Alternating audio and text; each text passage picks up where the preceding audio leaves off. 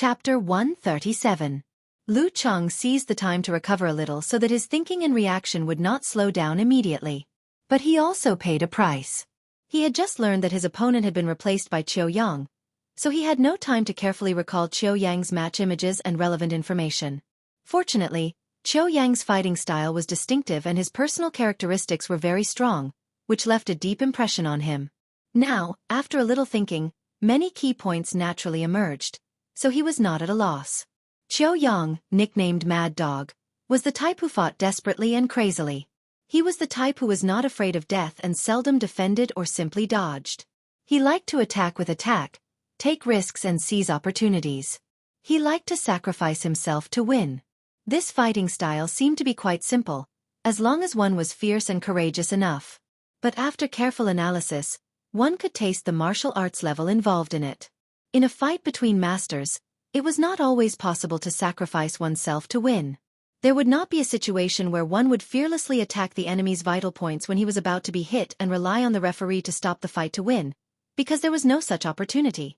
In such a situation, the underdog would have no time to attack the enemy's vital points. If he forced himself to attack, he would be heavily injured in advance, making the counterattack weak and even abruptly stopped. Just like in the battle between Lu Cheng and Dong Yi, when faced with the Dark Thunderpalm, Lu Cheng did use a side kick to force his opponent to give up the killing move. However, the key point was not the side kick. Because of his preemptive reaction, Dong Yi would have cursed him for being an idiot and then calmly stabbed him in the waist. It would have been so painful that Lu Cheng couldn't use his strength and kick out his leg. If this was not enough, Dong Yi's hand was already on Lu Cheng's waist and pressed down and blocked. Who could complete the side kick? Therefore, using the method of attacking the enemy's vital points to win the enemy's compromise not only relied on courage, guts and ruthlessness, but also on vision, insight, judgment and the martial arts level to seize the opportunity. Without the latter, only the former would be underage gangsters.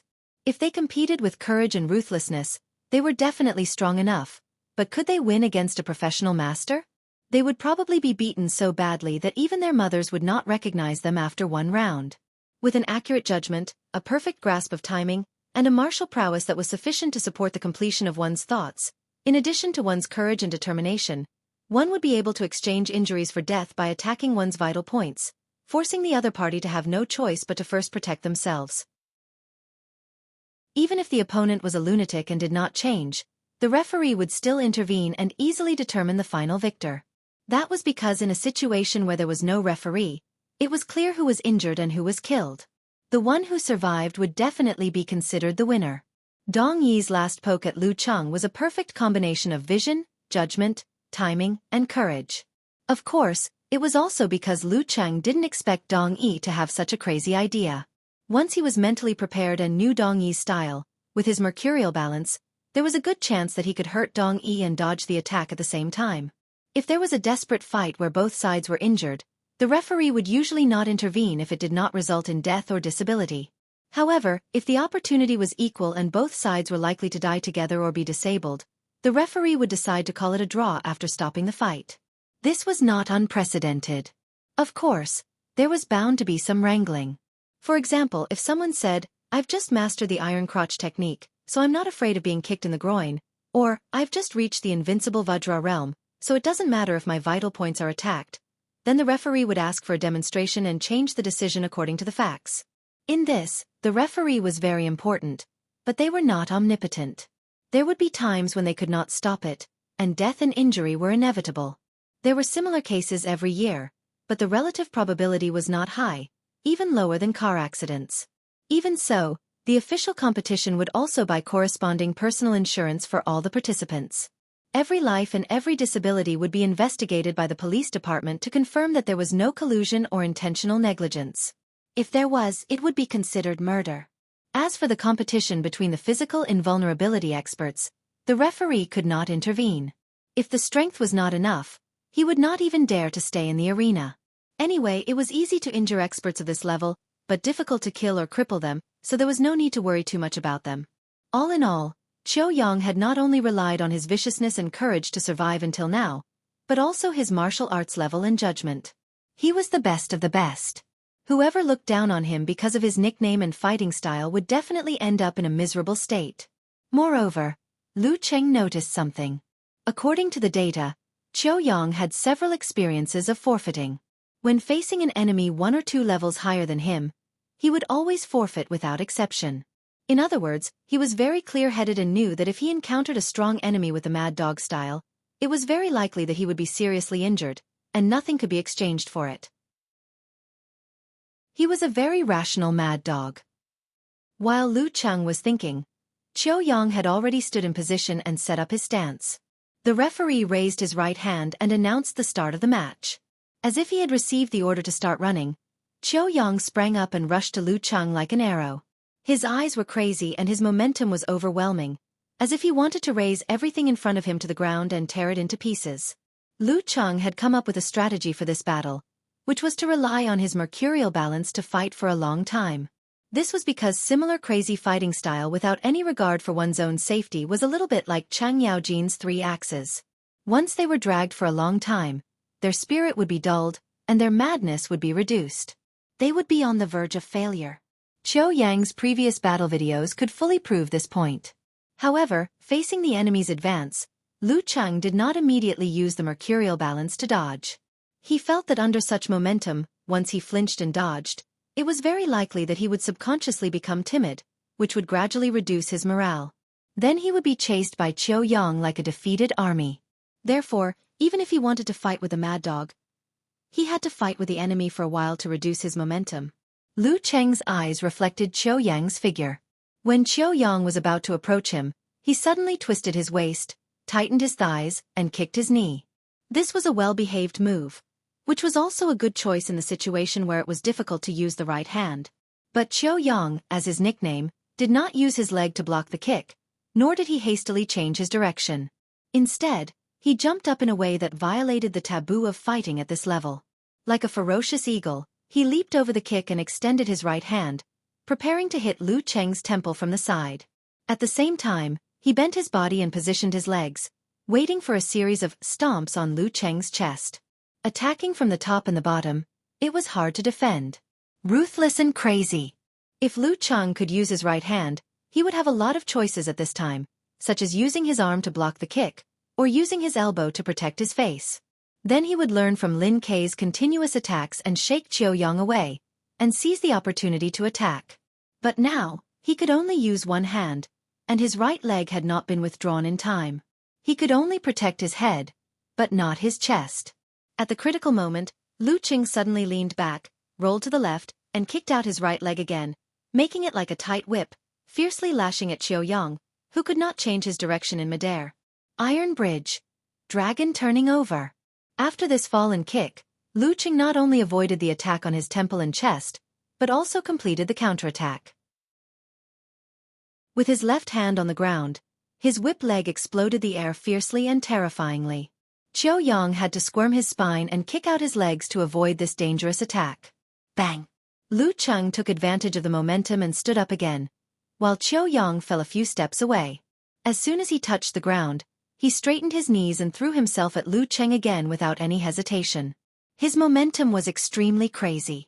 Facing this, Lu Cheng saw that the position was suitable, so he shook his left arm and shot out like a big gun to Qiu Yang's face. Qiu Yang's spine squirmed like a dragon trying to break free from its shackles. He slid to the right and came behind Lu Cheng.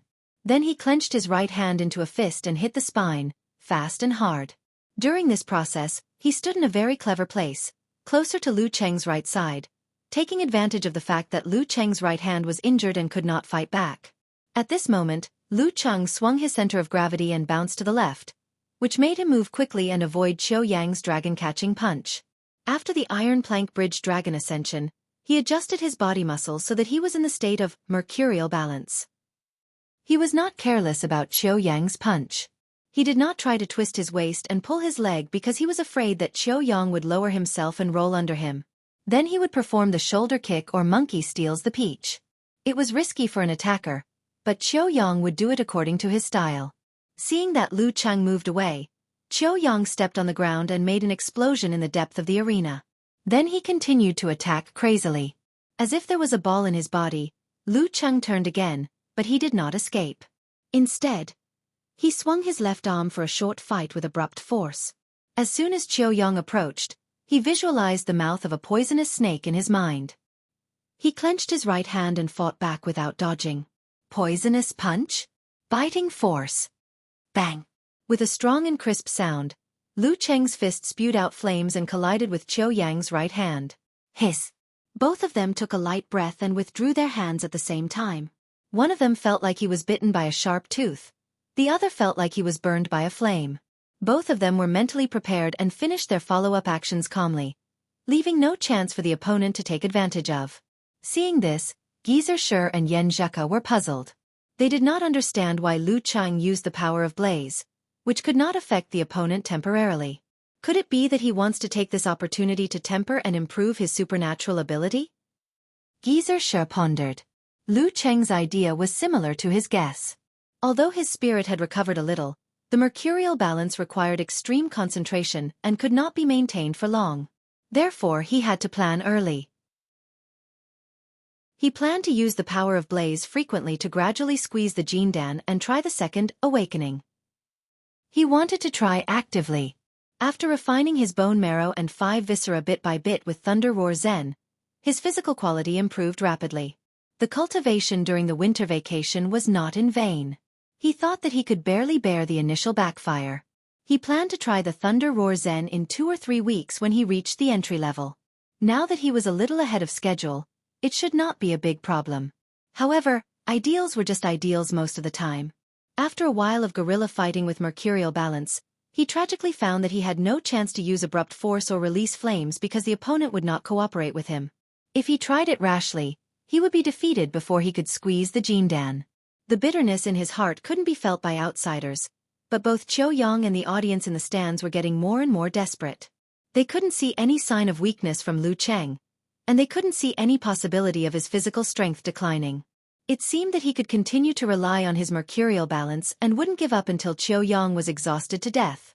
Qiu Yang narrowed his eyes and seized the opportunity when they were close to each other. In his mind, he visualized a poisonous snake that shot lightning and bit people. His body trembled and his spine bent into a bow shape. Then he suddenly bounced up and pushed himself to the front of Lu Cheng at a speed beyond the body refining state. He clenched his right fist and threw out the poisonous bite. Lu Cheng had a deep impression of this killer move when he watched the video. He did not dodge blindly because the subsequent chain of kicks would be more terrible. He shook his left shoulder and bounced up his arm to block the punch. At the same time, he steadied his center of gravity and was ready to twist his waist and swing his leg to block the next killer move. Bang! Lu Cheng suddenly realized that they were too close to each other. Qiu Yang's left hand was injured, so he couldn't punch out, leaving a huge opening for Lu Cheng to attack. His right arm was seriously affected by the injury, but it did not mean that he could not use it at all. Enduring the pain and the consequences of aggravating the injury, he could still throw a punch or two. Lu Cheng did not hesitate to tighten his right arm and endure the pain. Then he threw a seabed forward punch at Qiu Yang's lower abdomen. At the same time, Qiu Yang's crazy eyes locked on Lu Cheng's lower abdomen. I have not used my left hand because I was waiting for this opportunity. It can't use its full strength, but it can still help me win at the critical moment. My previous patience should have completely paralyzed you. Bang! He threw a crushing punch at Lu Cheng's lower abdomen. They threw out their punches quickly. Because of the difference in height and body shape, even though they were on the same side, they did not directly hit each other. Instead, they ran to the target by brushing against each other's fists. Bang! Bang! The referee reached out to block their fists. He gasped and said, "Draw?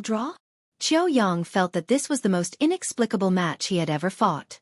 How could the well-prepared trap end in a draw? Lu Cheng was as confused as Qiu Yang. He vaguely felt that he and Qiu Yang had made the same choice at that moment.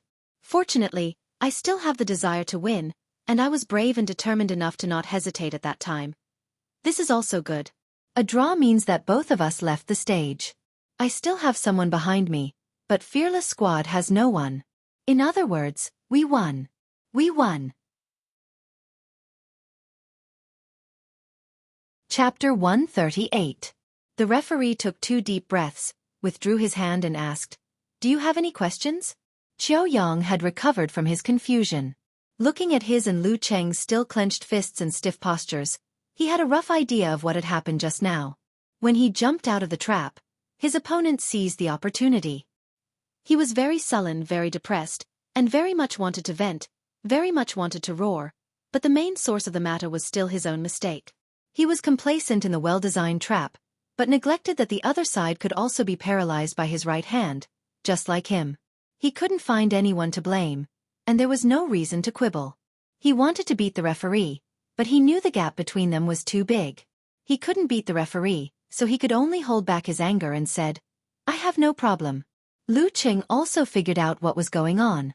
He sighed inwardly that his thinking was really starting to become sluggish and he didn't react in time. He held back his laughter and said, "I also have no problem." Of course he had no problem. If he continued to fight, his brain would become numb and his reaction would be slow. It was perfect to fight to a draw and win the final victory.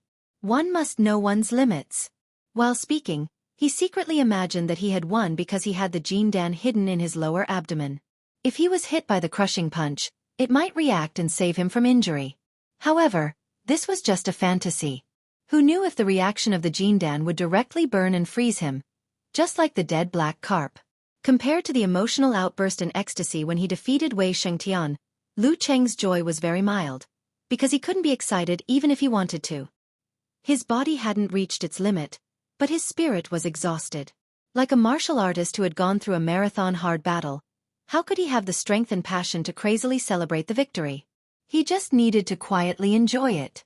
This was truly a long, arduous, and tragic match. The audience in the stands also did not immediately react to what had happened. They did not understand why it was a tie all of a sudden. Some of them were blocked by the referee who was very close to the scene of the incident. Some of them did not see clearly because the two sides were too close and the punch was too fast. When the big screens hanging in different parts of the martial arts arena began to replay the scene in slow motion again and again from various angles, they realized that both sides had chosen to activate their injured arms at the same time to seize the opponent's flaw and create a situation where both sides were injured. A punch to the lower abdomen did not necessarily result in death, nor did it necessarily result in disability. In fact, martial artists could shrink their abdomen in time to avoid the most severe injuries, but after being hit, they would collapse on the spot and curl up on the ground. There was no problem with the referee stopping the fight in time. However, a draw would mean that their own team had lost the match. They had lost a match that they had originally thought to be in the bag. The audience fell into silence once again. It was an extremely oppressive silence. They felt that all their enthusiasm and expectations had gone down the drain. All their longing for release and ecstasy had been eaten by dogs. Disappointment, anger, and unwillingness quickly brewed in his heart. Lu Cheng enjoyed the silence and felt that it was no less than the cheers of the home audience. Then he heard the referee announce loudly, "A tie. Fighters from both sides leave the arena." He exhaled and glanced at Qiu Yang, who had restrained his madness and unwillingness. He saluted with his hands folded, turned around easily, and walked out of the arena. This guy was too smart for his own good. He would probably regret it for a long time. Just thinking of this made him feel King good. You guys are so shameless to be the substitutes. Alas, after all, I am not a saint. I will be angry at the enemy's provocation. I will bear a grudge against the abuse that insults my family and the girl I love. I can't help but fight back. I will want to vent my inner feelings. I will also gloat at the enemy's self-righteousness. I am such a person with many shortcomings. I am not tolerant enough and broad-minded enough. Well, after reviewing, I will continue to feel good secretly. Haha, this is really good. Qiu Yang's left arm hung down and his right fist clenched tightly. He took 2 deep breaths to prevent himself from going crazy on the spot. He gritted his teeth and walked down the stairs.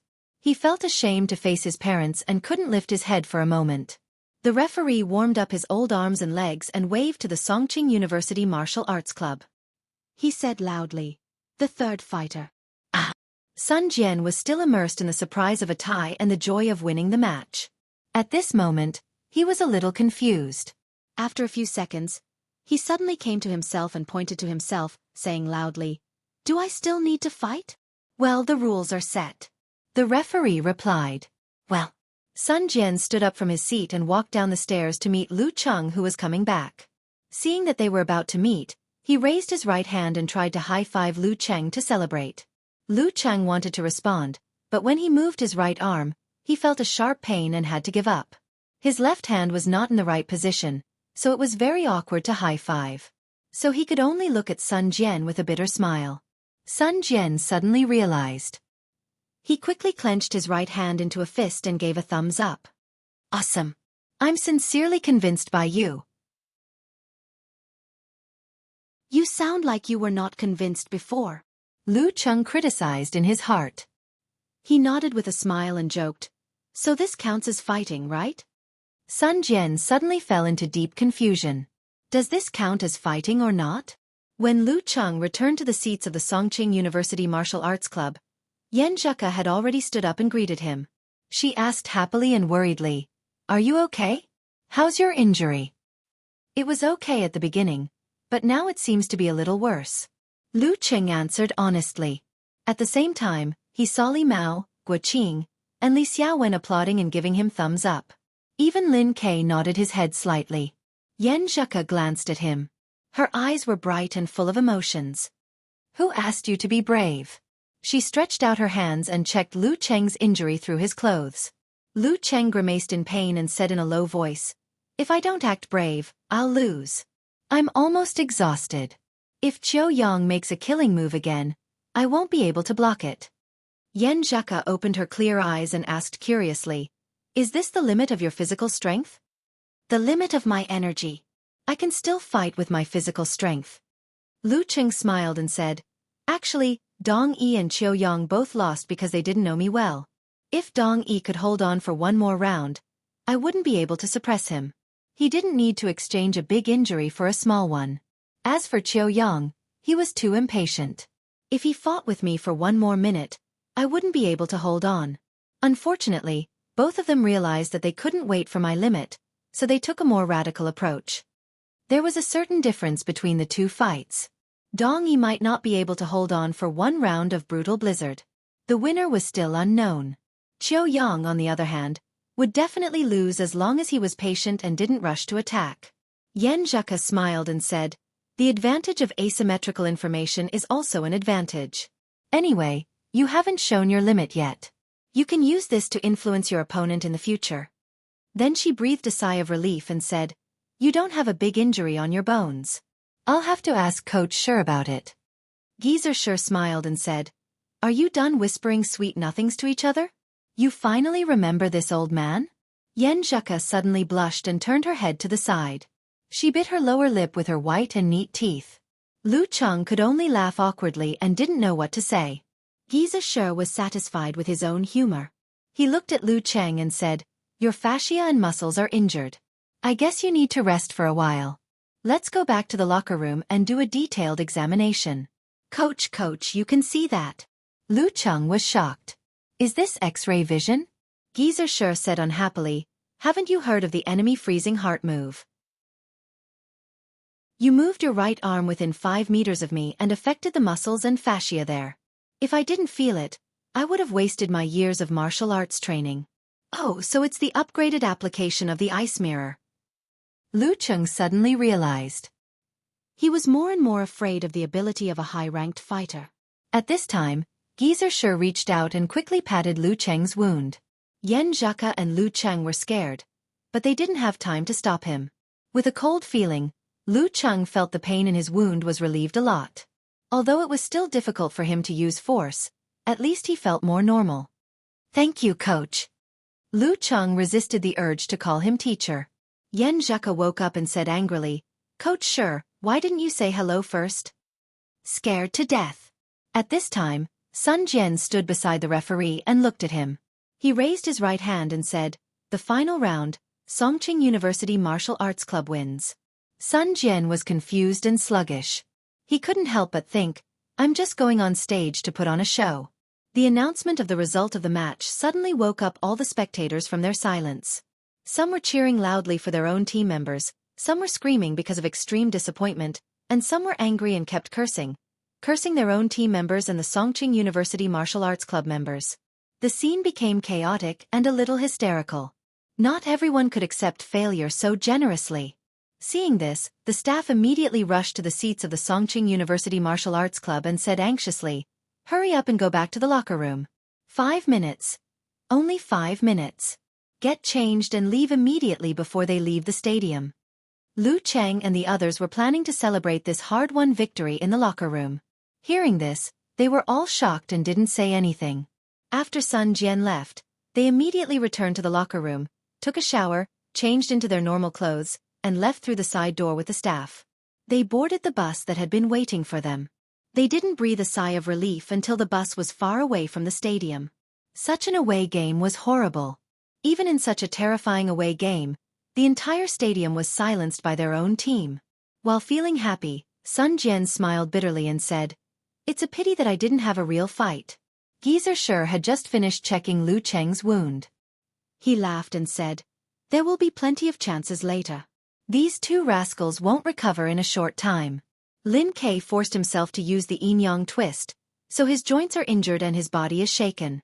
Not to mention the competition, he can't even practice in the next week. It will take at least 3 weeks for him to fully recover. As for Lu Cheng, well, he could have recovered in a few days, but he forced himself to punch and aggravated his injury. It will take about 2 weeks for him to return to normal. The next match is our home ground. Our opponent is not strong. Sun Jian, Li Mao, and Lin Hua are the main force. Yan Zheke and Guo Qing are the substitutes. P.S. I have something to do in the afternoon. The match in the evening is at 11 p.m. Chapter 139. As soon as Geezer Shi made the announcement, Lu Cheng felt Yan Zheke sitting up straight beside him. Her eyes were shining. She seemed a little excited and a little nervous. In case anyone felt unwell, she would be able to enter the arena. Seeing this, Lu Cheng said half jokingly and half confusedly, Coach Shi, I'm only injured in my right arm. I can still fight. It's not a problem for me to bully amateur fighters. If I meet a professional 9th pin fighter, I can also hold my own." He had focused all his attention on Fearless Squad and didn't pay attention to the opponents in the next 2 rounds. He thought that no matter how weak they were, they couldn't be that weak. They should at least be a team of amateur first pin. Otherwise, wouldn't they be asking for humiliation in the preliminaries? Geezer Shi chuckled and said, "The opponents in the last 2 rounds are relatively weak, which is perfect for Sun Jian and Li Mao to practice. Even if they lose, it doesn't matter. We are here to increase our actual combat experience, not to advance. You have to give others a chance to grow, right? Besides, with your character and thirst for victory, when you really enter the arena, will you be able to resist not using your right hand at the crucial moment?" Lu Cheng felt a little guilty and could only laugh dryly. Geezer Shi continued, saying earnestly, "And after 2 weeks of 5 high-level actual combat, you also need some time to digest and avoid becoming impetuous. Another very important reason is that your martial arts style has not yet been finalized. Every intense battle will have a great impact on you, causing you to develop certain fighting habits. For a martial artist, not having a habit is the best habit. This requires you to accumulate a lot of experience in a short period of time before calming down and leaving the battle for a period of time. Then, you will examine yourself from a different perspective, analyze your problems, and overcome your habits." He used the word calm twice. Lu Cheng felt that it was reasonable. He felt that a fighter with a good teacher would take less detours in the process of growth. These words made Yan Zheke and the others ponder. They connected with themselves and understood. It was not good to leave in a hurry. Seeing that everyone was thinking about his teachings, Geezer Shi smiled proudly. "Brat, today I will let you know what it means to be old and experienced. If I let you enter the arena, it is not impossible to advance in the group. When the time comes and you really fight for a place in the division and enter the second stage of the preliminaries in the second half of the year, what will you do? Aren't you slapping this old man's face?" The carriage was quiet for a while. Seeing that they were getting closer and closer to Yimo transit station, everyone began to reminisce about the competition just now, as well as the hard-won harvest. "We had to sacrifice 2 of our main forces in order to barely snatch victory from Yimo. It was truly bitter and difficult." Li Mao could not help but sigh. Guo Qing nodded in agreement. "Isn't that so?" Lin Ke and Cheng were both very capable. They had managed to do the impossible. It's just that in the end, it felt like we were running away. "You can't say that," Sun Jian immediately retorted and posed as if he was singing an opera. This is called playing the hero in Chongban Slope, going in and out of 1,000,000 soldiers 7 times, and then retreating calmly after killing them all. His words immediately caused the crowd to burst into laughter. The atmosphere was joyous, filled with the joy of victory. In the live broadcast room of the TV station, the local host's face was ashen. He could not hide his depression and disappointment. He could only smile stiffly and say, "Xiao Wei, can you give us an analysis of the final tie?" Xiao Wei said excitedly, "This is my battle to establish my name. Didn't some people say that I'm a toxic healer? Look, didn't Fearless Squad also lose today? I predicted in advance that they would lose 99% of the time. That's why we shouldn't be superstitious. If you spread rumors again, be careful not to be struck by lightning." Alright, back to the topic. Let's look at the last part in slow motion. Were both sides synchronized? They both disregarded the consequences and used their injured hand, resulting in a lose-lose situation. However, I have to say that there is a difference between their seemingly identical actions. Qiu Yang actively created an opportunity to use his left hand, while Lu Cheng passively reacted. In other words, Qiu Yang had carefully designed a trap with his injured arm from the beginning, waiting for Lu Cheng to step into it. But, because he was too confident and proud of this, he neglected the possibility of his opponent risking his life. He failed to see Mount Tai and went for wool and came home shorn. When we were first challenged by the Songqing University Martial Arts Club, I bet that the Fearless Squad definitely looked down on them. They must have thought that since we have a professional 8th pin in the dance stage and 2 professional 9th pin masters, why would we be afraid of a bunch of immature kids? It's not a big deal to lose to Qiu Yang. In the end, everyone saw that even with Qiu Yang, they still lost to Songqing University Martial Arts Club and lost face. Of course, this can't be entirely their fault. Who would have thought that Songqing University's Lu Cheng's stamina would be so abnormal? With him, it's equivalent to having 2, 3, 4, 5 professional 9th pin masters, or maybe even more. Anyway, I can't see where his limit is. This makes the Songqing University Martial Arts Club equivalent to a weakened version of the Azure Dragon Squad, a strong contender for the qualification to advance in this group. Defeating the Fearless Squad, who had underestimated their opponent and had engaged in a fight in advance, isn't too inconceivable. Xiao Wei was enjoying himself when he suddenly realized that the host beside him was looking at him strangely. The director, cameraman, and lighting technician in front of him were also looking at him strangely. They all looked like they wanted to slap and kick him. This is Yimo TV station's building. Almost everyone here supports Fearless Squad. The people here are tough, even a random passerby might have an amateur level. F***CK. Even if I'm also a 13 Grand Guardian's brute training, I probably won't be able to walk out of this building if this continues. A wise man submits to circumstances. He smiled shyly and forcibly turned his inclination back. For Fearless Squad, this isn't the end of the world. It's better to suffer a setback early than later. It's better to suffer a setback in the group stage than in the knockout round. As long as they can learn their lesson and stop underestimating their opponent, with their strength and foundation, they're still a popular team to advance in this division. After saying all this in one breath, Xiao Wei saw the director and host nodding slightly and softening their gazes. Xiao Wei quietly heaved a sigh of relief. Luckily, I'm quick-witted and battle-hardened. The gamblers in front of the TV were already paralyzed on the spot, muttering things like rooftop and Shaw * County Hotel to themselves. In Lu Cheng's private forum, fans had already gone crazy. They excitedly started forum chatting and no longer looked for posts to reply. Ha ha ha ha ha, I just need to maintain a smiling expression. The moderator, Eternal Nightfall, Yan Shaoling took the lead. Nye Chi followed closely behind. Listen to my barbell-like laughter and you'll know how excited I am. Defeating the strong with the weak and creating miracles, that's how exciting it is. Brahman was even more delighted with her words. Who asked you to be shameless? Who asked you to look down on my idol? Who asked you to call him Mad Dog? You should have called him Husky instead. I can't believe he won. It's only been a month and my idol can already defeat 3 opponents at once. In the crazy atmosphere, unparalleled Dragon King tried to maintain his rationality and seriously analyzed. It's not that Lu Cheng can defeat all the professional 9th pin fighters. Although his fighting talent is really good, he's good at judging, seizing opportunities, and is often quick-witted, but the most fundamental reason is that he's in the stage of rapid improvement. Also, he's a martial arts newcomer and hasn't been fixed in all aspects. Almost every competition has new things and new changes, which makes people unable to predict in advance through previous videos. Plus, with his extremely abnormal physical strength, he can really make those experienced masters feel overwhelmed. Because it was a forum chat, he divided such a long paragraph into several posts, so that it could be displayed in the title. We don't want to listen to the analysis today, we just want to celebrate. Drive, drive.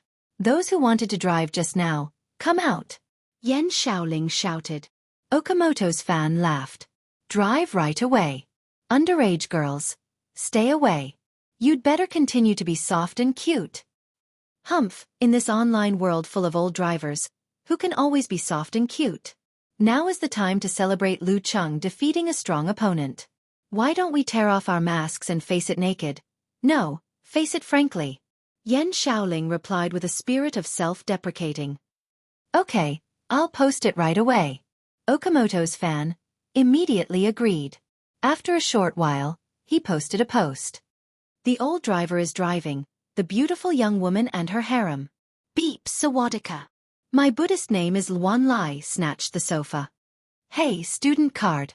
Yan Xiaoling also appeared here. After swiping the card to reply, Unparalleled Dragon King appeared. Go to hell. It's the first episode of the Calabash Brothers. Yan Xiaoling followed up and replied. Go away. You're not a real driver. After a long time, in the aftertaste of the celebration, Brahman found Yan Xiaoling. Little Nightfall. I think we need to be careful of some people from Yimo. They look so excited. In the past, fans of Longhu Club and Shangqing sect often bombarded each other's forums. Yan Xiaoling replied, calmly. If they want to, then so be it. There aren't many people in our forum anyway. It's not a big problem to be affected for a day or two. When the time comes, we can just find a software to delete them in batches. Thinking about it is one thing, but I'm still angry. When our Lu Cheng improves little by little and has more and more fans, let's see who dares to bully our forum. Even if they want to be bombarded, they have to consider the price they have to bear. In the home team locker room of Yimo Martial Arts Stadium, the atmosphere was so oppressive that it was terrifying. No one dared to speak, for fear of provoking Mad Dog. Qiu Yang's expression was gloomy, no longer as fresh and clean as usual. His eyes were filled with dangerous irritability, as if he couldn't wait to find someone to fight to vent his anger. Wei Shengtian sat quietly on the bench, like a volcano that was about to erupt. After a few minutes, Wei Shengtian suddenly stood up and sighed. The reason for today's failure is because I underestimated the enemy. I underestimated Songqing University's Lu Cheng and Lin Quebec. It would have been better to arrange for Old Dong to take the lead. Go out, appease the audience and accept the interview. If a defeat can defeat us, then what is the point of practicing martial arts and participating in the preliminaries?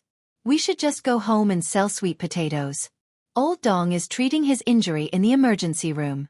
Don't let him down. After finishing his words, he strode to the locker room door, facing failure head-on. Qiu Yang exhaled and followed him. The reason why he was convinced by Wei Shengtian wasn't because he was better than him, but because he was arrogant and unruly, but he didn't lack any of the responsibilities he should have.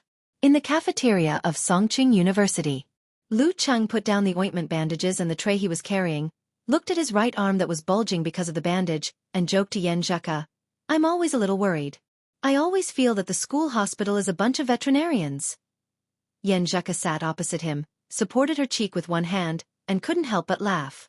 Aren't you scolding yourself? That's true.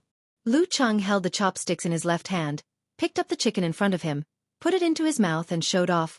Although my right hand can't do delicate work for now, my left hand is not bad.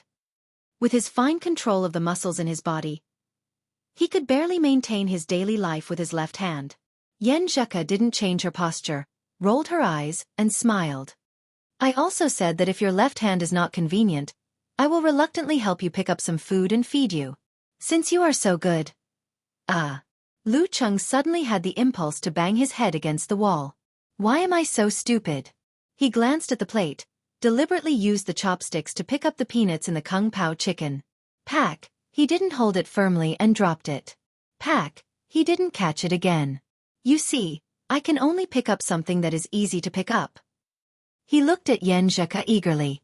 Yen Zheka rolled her cute eyes, looked at the ceiling of the cafeteria, held back her laughter, and said ruthlessly, "Then eat the part that is easy to pick up, or I can give you a spoon?" Lu Cheng was speechless for a moment. Seeing him like this, Yen Zheka's dimples appeared. She picked up a peanut and put it to his mouth, not daring to look at him, only looking at the 2 chopsticks. Lu Cheng was delighted, opened his mouth, and took a bite. After chewing carefully and swallowing, he praised, "It's 100 times more delicious than usual. This is the taste of sweetness. Too exaggerated." Yen Zheka scolded with a smile, and then sighed with a slight blush. When I used to check Weibo and forums, every time I saw someone saying that the most tired couple was feeding each other in the cafeteria, I would like it. I never thought that I would have such a day.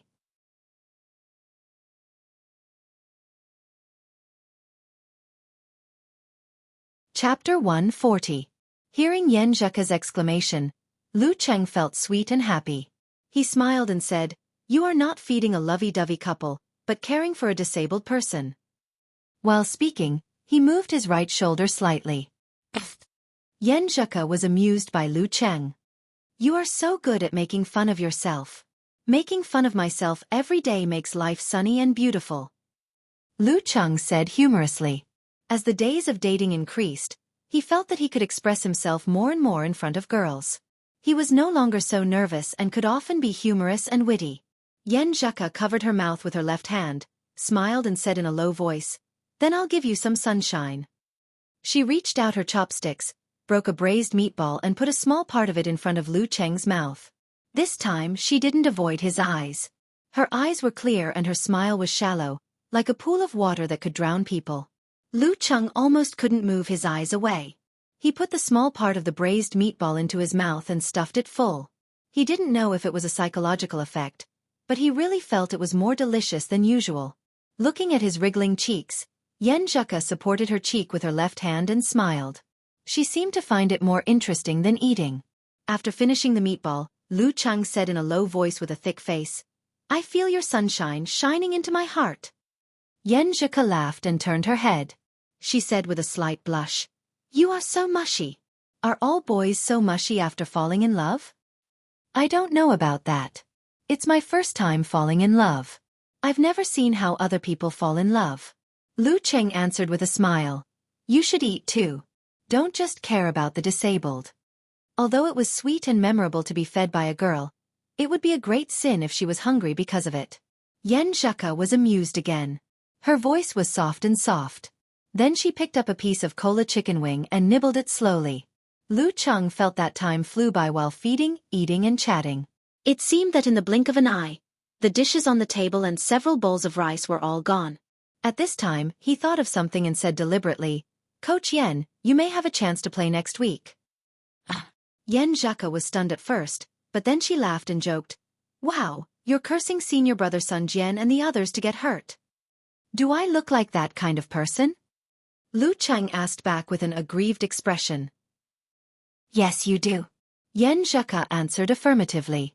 Then, she laughed like a beautiful flower. Lu Cheng couldn't help but laugh. After the girl calmed down, he said seriously, "Actually, I'm more worried about Senior Li Mao. I don't know if he can overcome his nervousness this time.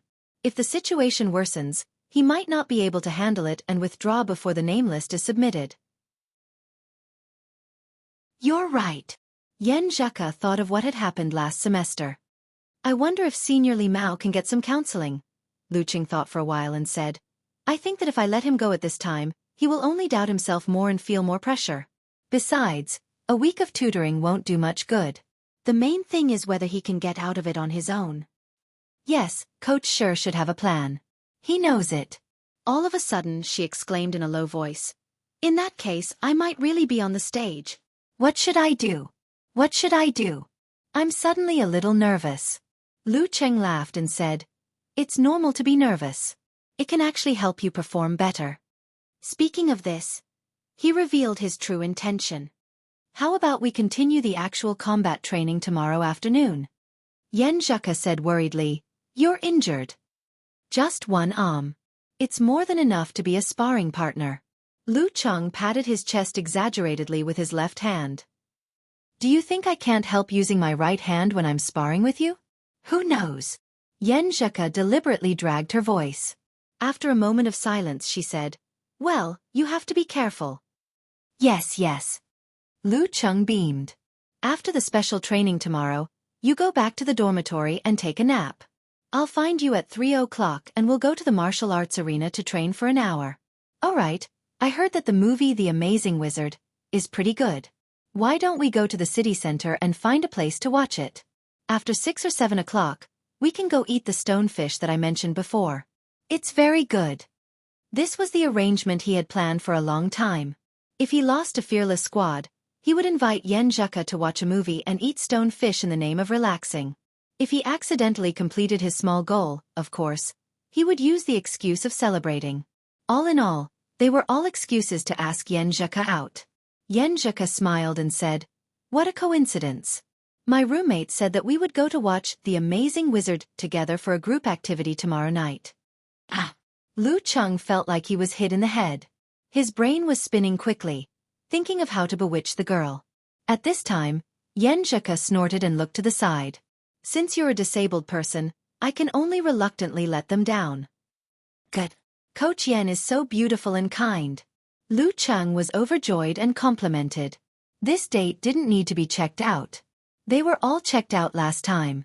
After complimenting, he asked casually, the relationship between you roommates seems to be pretty good. Yeah, there are good and bad dormitories everywhere. Like you guys, it should be the same, right? Yen Zheka asked curiously. Lu Cheng nodded and said, my 2 roommates in the small dormitory are not too fussy. Their personal habits are okay and they get along well. Our big dormitory next door has 2 weirdos. One of them would video chat with someone every day when he's free, regardless of whether his roommate is resting or not. The other has bad hygiene habits. His clothes are soaked in water and he doesn't wash them. Therefore they often have conflicts. Yen Zheka smiled and said, the girls' dormitory is almost the same.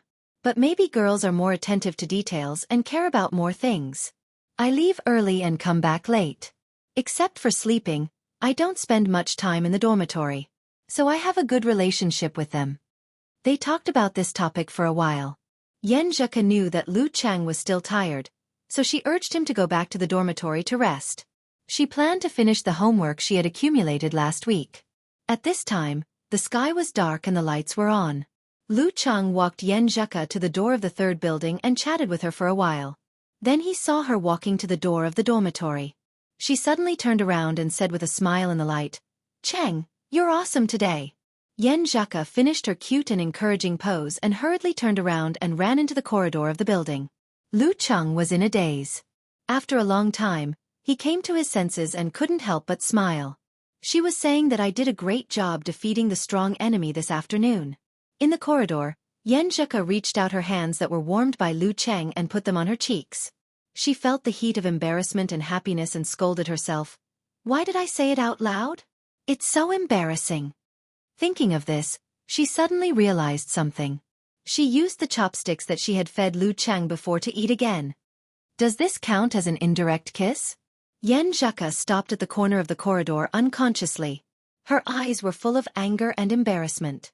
Lu Cheng walked briskly to his own dormitory, recalling every detail of his interaction with Yen Zheka along the way. Suddenly he said to himself happily, it seems that she didn't change her chopsticks. She used the chopsticks that she fed me to eat again. This is an indirect kiss. Thinking of this, Lu Cheng suddenly felt that the food before was 100 times sweeter. No, 1,000 times sweeter. Well, isn't this idea too wretched? Lu Cheng tried to be serious, but he couldn't help thinking about it. Yen Zheka returned to the dormitory and saw that her roommates were all there. She took a deep breath and plucked up the courage to say, I can't go to the movies tomorrow. Why? Li Liantong, who was sitting at the desk and writing a report, turned around and asked in surprise. Yen Zheka hesitated for a moment and decided to tell the truth. I have to go on a date with my boyfriend. Her voice became lower and lower. Date? Boyfriend? Shi Xiangyang, who was lying on the bed playing with her phone, suddenly sat up and asked in surprise. Li Liantong and Zhong Yenru, who was playing games on the computer, also stood up at the same time. You have a boyfriend? When did you have a boyfriend?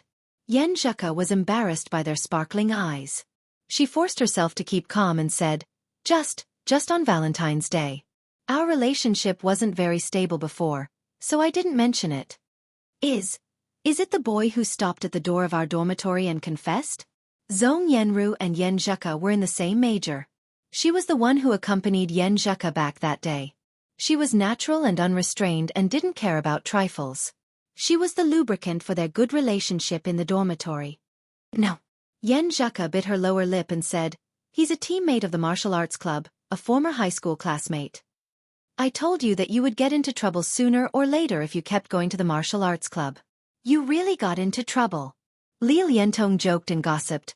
What kind of boy is he? Isn't he handsome? No, his appearance is quite ordinary. He's clean and pleasing to the eye. Yan Zheka answered frankly. Li Liantong thought of something and suddenly laughed. I have something to say, but I don't know if I should say it. If it's too dirty, then don't say it. Yan Zheka answered without hesitation. Only 2 of her dormitory mates were from the School of Business and Economics. The other 2 were from the School of Clinical Medicine. Although Li Liantong had never had a boyfriend before, she was both dirty and dirty. She could often come up with shocking words. However, in front of outsiders, she was dignified and pure. Li Liantong laughed and said, Since his appearance is ordinary, then he must have a lot of inner quality. She emphasized the word inner qualities, which would create ambiguity when people heard it. Bah! Hello, Dirty Tong. Goodbye, Dirty Tong. Yan Zheka laughed and scolded. Shi Xiangyang said with grief and indignation, Such a cute and beautiful girl like Ku was abducted just like that. I can't accept it. A lot of boys in our major are probably crying. Last time when Ku sent me textbooks, they were simply shocked. From time to time, they would ask me about the situation. Her sexual orientation was normal, but she loved beautiful things the most, including beautiful girls. Her catchphrase was white, fragrant, and soft girls. Who didn't like girls? The boys in our college will probably be devastated. The goodies have flowed into the fields of outsiders. Zhong Yenru also joked and then asked curiously, Ku, what kind of boy is he? Yan Zheka thought seriously and suddenly laughed. He's a silly guy, very silly. But he's considerate, gentle, and occasionally humorous. He's more attentive and attentive. As she spoke, she thought of the fresh cream cake that Lu Cheng gave her. She thought of Lu Cheng's possible appearance when he was checking the spot and his foolishness when he deliberately hid it. While she was recalling, she suddenly saw Li Liantong hand a mirror to her. She laughed and said, Ku, you look like a typical girl in love now. Women in love will become beautiful indeed. Yan Zheka looked at her in shock. She saw herself in the mirror unconsciously smiling. Her cheeks were slightly red, and her eyes were like stars. Gentleness was exposed and sweetness was hidden. She seemed shy and happy at the same time. She was so beautiful that even she was a little surprised. Is this how I look now? It's only been 10 days since Chung confessed. It's only been 10 days since I tried to accept. Chapter 141. While Yan Zheka was staring at herself in the mirror in a daze, Shi Xiangyang leaned on the edge of the bed and supported her chin with one hand. She praised and teased. Now I finally understand what glowing means.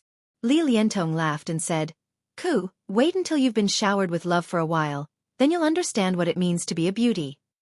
Yan Zheka suddenly woke up and blurted out, Although I'm embarrassed by your compliment, I'll still accept it. But you have to explain why you used such a strange word like showering. Is it strange? Li Liantong laughed and said, You need to learn about it. Maybe it'll come in handy soon. Yan Zheka blushed and immediately changed the topic. Dirty Tong, look at you. You look so pure and pretty. Why are you so dirty? Yan Zheka looked at Dirty Tong and said, Dirty Tong, why are you so dirty? This is called storing up theoretical knowledge. Li Liantong's expression didn't change. Yan Zheka continued, Of the 2 boys who chased after you, which one did you like? None of them. Li Liantong suddenly realized something. Ku, don't try to drag me into this matter. You have to bring your boyfriend out and let us see who has captured your heart. We have to bring him out for a walk. That's right. As your boyfriend, he didn't even treat us to a meal. That's so incompetent. I don't know how he managed to chase after you. Zhong Yanru also joined in. She was a little chubby, but not ugly. Born in a divorced family, she developed a generous and caring character. Shi Xiangyang immediately patted the bed and echoed, I'm going to face my love rival. I want to see how he managed to kidnap our fair, fragrant, and soft Ku. She was a tall girl with wheat-colored skin. When she was not wearing glasses, she would look rather muddle-headed. However, once she put on glasses, held a scalpel, and faced a little white mouse and a little white rabbit, she looked a little like a cold killer described by Li Liantong. Yan Zheka couldn't handle their teasing and had to surrender. Okay. I'll bring him to meet you and treat you to a meal when I have time. Lu Cheng took out the key with his left hand and opened the door of his own dormitory. The living room was empty, but there was a lingering smell of alcohol. We're having a weekend meal together and playing online games? He guessed the whole story and walked slowly to his little dormitory. Suddenly, he heard the sound of the doorknob turning quickly. His heart skipped a beat, and he immediately took a few steps back. At this moment, the wooden door of Kai Zhongming's dormitory opened, and Zhao Chong, Qin Mo, and the others jumped out. They were holding something that was used during birthday celebrations, and they sprayed it in front of Lu Cheng. The colorful strips almost fell to Lu Cheng's feet, and they almost covered his head and face. Welcome back, our great master. Kai Zhongming looked at Lu Cheng cheekily. Surprise. Surprise my ass. Lu Cheng scolded jokingly. How did you come up with this idea? Fortunately, my senses were sharp and I retreated in time. Otherwise, I would have to take another bath. With one hand injured, this was a difficult thing to do. Kai Zhongming pointed at Qin Mo and said, After we asked about your injury, we just wanted to congratulate you verbally. But Qin Mo insisted on doing something to make it livelier and grander. We thought that since we had nothing to do, we might as well just let him be. He had a helpless look on his face as if they were adults accompanying a child. But Lu Cheng clearly remembered that little Ming was the one who made the most noise and was most pleased with himself. What surprise! I'm not fooling around. I'm just grateful to Cheng for making me proud in front of my friends. Qin Mo, who looked like a refined beast, immediately retorted. What do you mean? Kai Zhongming asked in surprise. Obviously, he had never heard Qin Mo mention this before. Zhao Chong and the others were also curious, waiting for Qin Mo to answer their doubts.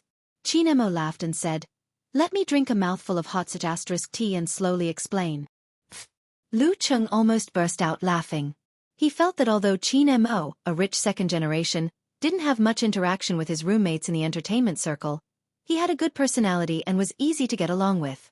In the afternoon, everyone in the dormitory felt exhausted after watching Lu Cheng and the others' tough and fierce competition. Qin Mo took out his phone and took a blurry picture of the TV. He opened it and shared it proudly. Congratulations to my awesome roommate for winning. He defeated 3 opponents by himself.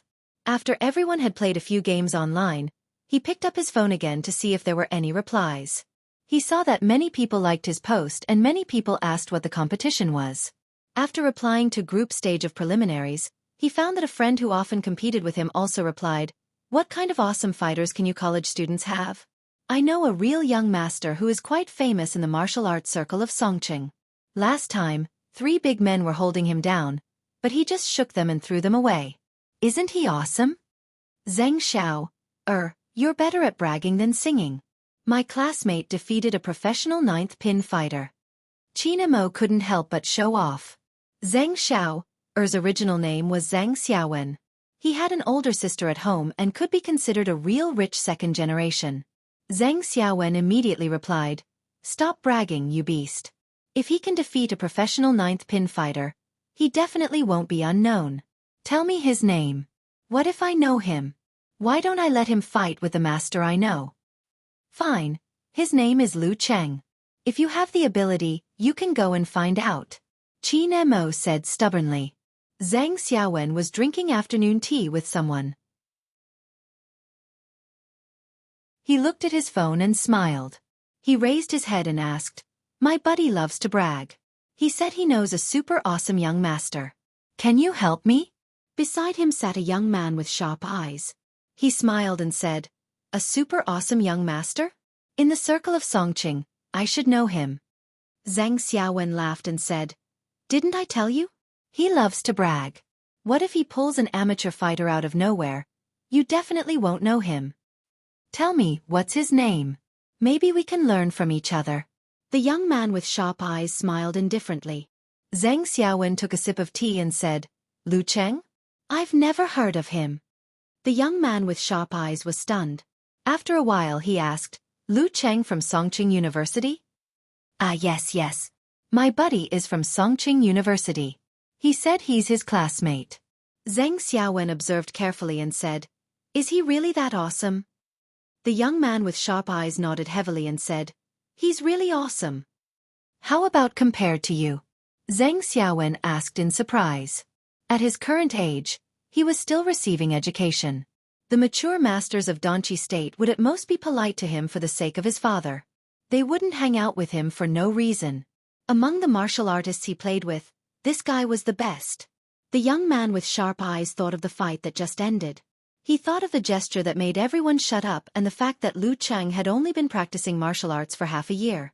Although he didn't want to admit it, he still nodded with difficulty and answered, "He's better than me." "Better than you?" Zhang Xiaowen gasped. He didn't dare to answer Qin Mo's questions anymore. He didn't dare to mention anything about learning from each other. Haha, I feel so good when I think of Zhang Xiaowen's face. "Cheng, you're awesome. You're famous in the martial arts circle of Songqing." Qin Mo laughed heartily. Before Lu Cheng could say anything, Qiu Zhigao asked in confusion, "How did you know the situation on the other side? You even know the details of their conversation?" Qin Mo laughed and said, "It's not just the two of us having afternoon tea. Most of Zhang Xiao's friends are also my friends. I sold him out so quickly." Although he didn't want to admit it, Lu Cheng felt a little happy. He thought for a while and said, "What's the name of the young martial artist that Zhang Xiao knows? Maybe I know him too." Pan Chengyun. Qin Mo answered honestly. Lu Cheng frowned and shook his head. "It sounds familiar, but I don't think I know him." His roommates didn't bother with this question. Kai Zoming laughed and said, "Cheng, they said it's time to give you a new nickname. Iron Lung, 4 lungs, 8 lungs. I think those are too tacky, so I suggested Perpetual Motion Machine." Lu Cheng was stunned. He thought for a while and said, "Perpetual Motion Machine. It's okay, but it's a little weird." "What's weird?" "A perpetual motion machine with unlimited stamina." As Kai Zoming explained, he smirked and gestured a pile-driving exercise. "Never stop exercising. F***ck off. You perverted guy, I don't know you." Lu Cheng scolded jokingly. While they were talking and laughing, the door suddenly opened. Tangwen came in from outside. "Tangwen, didn't you go to the calculus exam?" Qin Mo asked in surprise. Tangwen said absent-mindedly, "I finished the exam. It was all the knowledge points that Professor Zhang taught me that afternoon. He didn't accept any gifts. Professor Zhang is a model teacher." Zhao Cheng sighed. "He doesn't take a grade card." Tangwen suddenly showed an expression worse than crying. "But I still don't know how to do it." Lu Cheng and the others were stunned. They looked at each other and didn't know what to say or how to comfort him. Back in the small dormitory, he put his phone in place and typed quickly on the keyboard with his left hand. He shared with Yen Zheka the fact that he was in the limelight even though he wasn't there. Yen Zheka sent an emoji covering its mouth and laughing. "That's awesome. Cheng, you're now a person who can use your name." After chatting for a while, she mentioned the request of her roommates. "Those little bitches want you to treat them to a meal. They want to see if you have 3 heads and 6 arms. I'm sorry to disappoint them. I'm a one-armed hero." Lu Cheng was very happy that Yen Zheka was willing to tell her roommates about their relationship. "Coach Yen, you decide when to treat them to a meal." Then Monday at noon, Yen Zheka sent a pitiful emoji with her eyes wide open. "You don't know how badly they teased me. Lu Cheng quickly comforted her and listened to her complaining. When she went to do her homework, he opened the web page to see the praise on the forum. As soon as he opened it, he was stunned because all the posts on the homepage were cursing him. Trash who uses dirty tricks. Disgusting person who doesn't have the demeanor of a martial artist. Villain who gets his way. Immoral. Arrogant people don't have a good ending. Did the forum explode? Lu Cheng was no stranger to this. He was a little angry, a little annoyed, and a little worried about his fans. But he soon calmed down and closed the web page rationally. If he cursed with this group of people, not only would it ruin his mood, but it would also be a waste of time. Anyway, they were just venting for a while and it would be over soon. At that time, he could help to push up the top posts. The best way to slap their faces was to become stronger and defeat more and more masters. Then they could only look up to him. Even if they spit out dirty water, it would only fall on themselves. Calming himself down, Lu Cheng recalled every detail of today's match. He analyzed his responses from a bystander's point of view and reviewed his mistakes and habits. Gradually, he felt that he had gained something new. For example, attacking the genitals wasn't a bad or ineffective move, but as long as it was appropriate, it would be easy for the enemy to use it as an opportunity to set a trap for him. When he said good night to Yan Zhaka, he felt that he was strong again. The enemy's hatred was the best reward for him.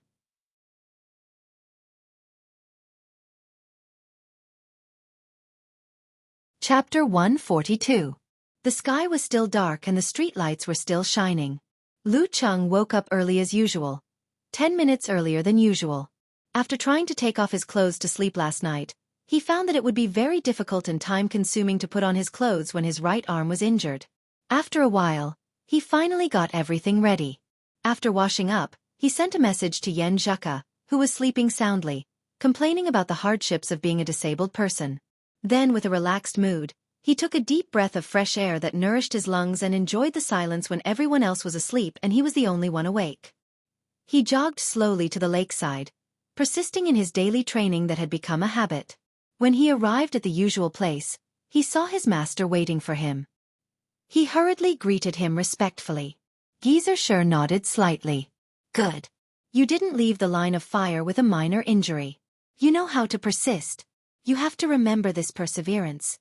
It's the foundation of how far you can go on the road of martial arts. Yes, master. Lu Cheng answered seriously. At the same time, he complained secretly in his heart, I'm not used to master suddenly speaking so politely. Geezer sure didn't say more. He reminded him, for 5 days, you can only practice the still stance and the moving stance routine that doesn't involve the arm. Otherwise, your injury will worsen. Lu Cheng nodded and asked curiously, Master, does Lin Ke really have to rest for a week and can't practice anything? Of course. Do you think I've eaten all these years for nothing? How could I be wrong about such a small injury? Geezer She said unhappily. But, it's good for him. Good. Lu Cheng was confused. Geezer sure laughed. Lin Ke's character is too stubborn and introverted. He doesn't know how to relax and his whole body is too tense. Even if he understands the meaning of withdraw, he doesn't have the state of mind to grasp and complete it. Now that he's injured and has to leave martial arts for a week, he can passively relax and experience life without daily training. Although he won't be used to it at first and will feel empty and irritated, after a few days, he should be able to understand the meaning of still. Being able to release and withdraw is the Danqi realm. Master has a good grasp of Lin Ke's problem. Lu Cheng sighed quietly.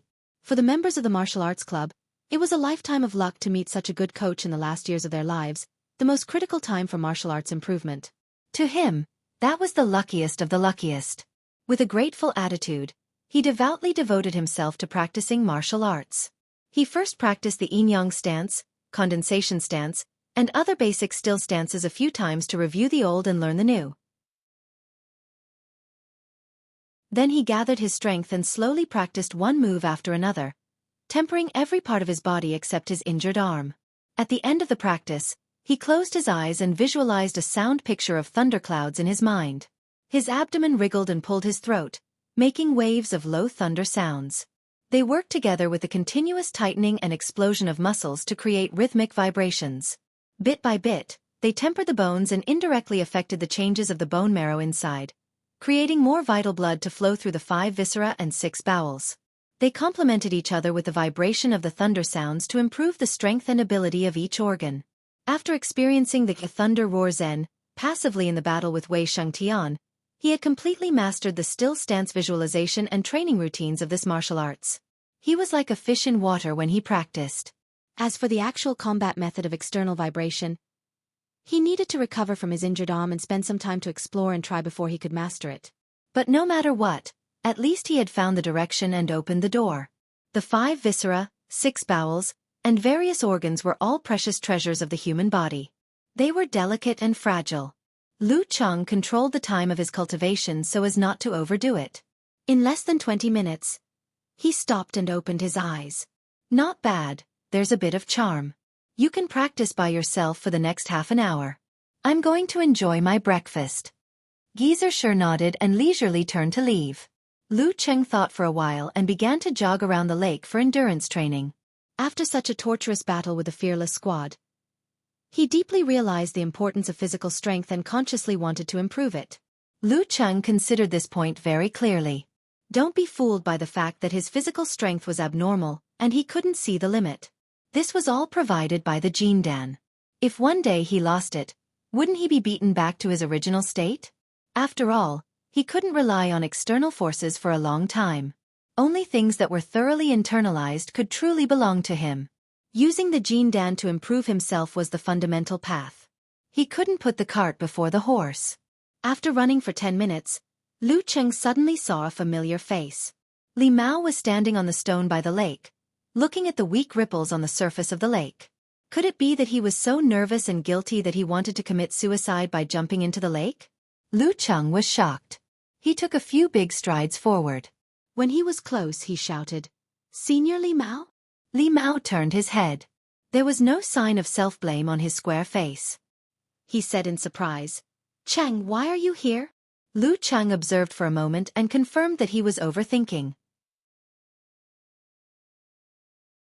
So he smiled and said, "I train around here every morning. Senior Li Mao, this is your first time here. I should be the one asking you this, right?" Li Mao showed an expression of sudden realization.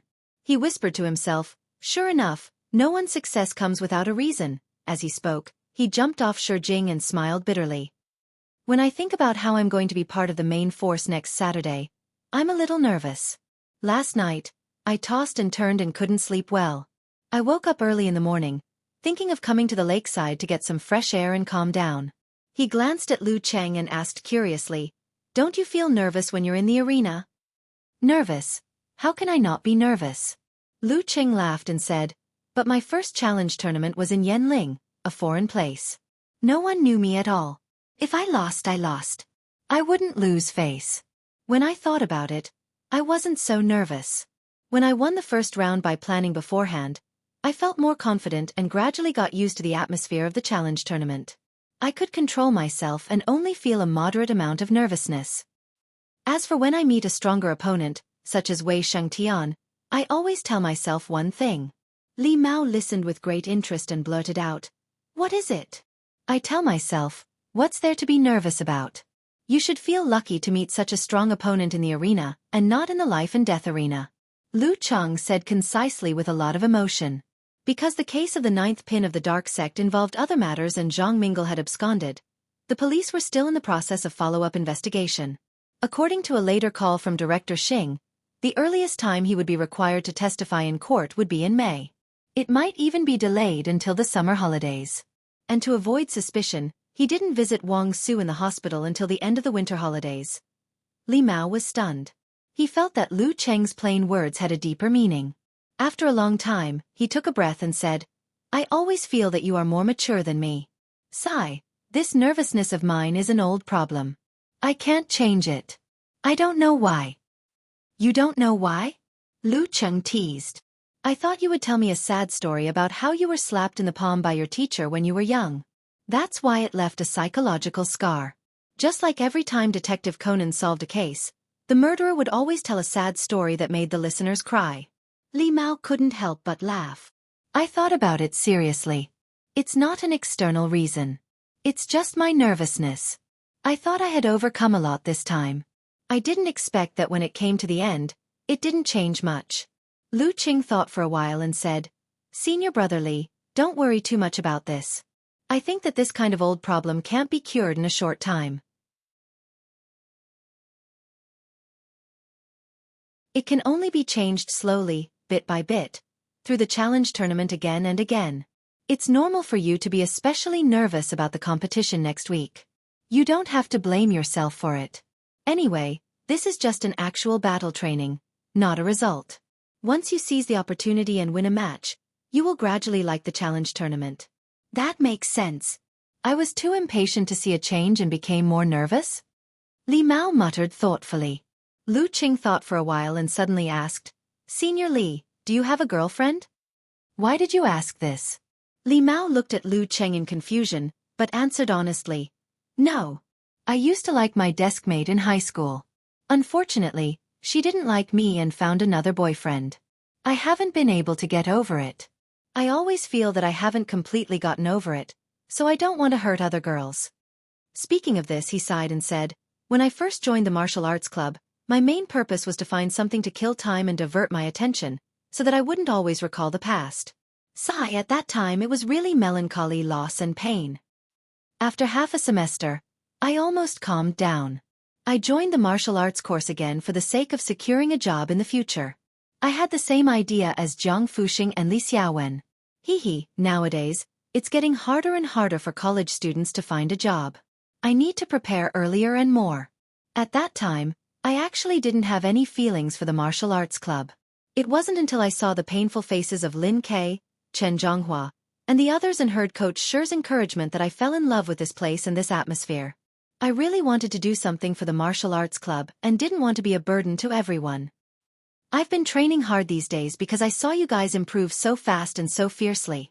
I was afraid that I would be left far behind if I slacked off and couldn't make up for my mistakes. Listening to Li Mao's sentiments, Lu Cheng couldn't help but sigh.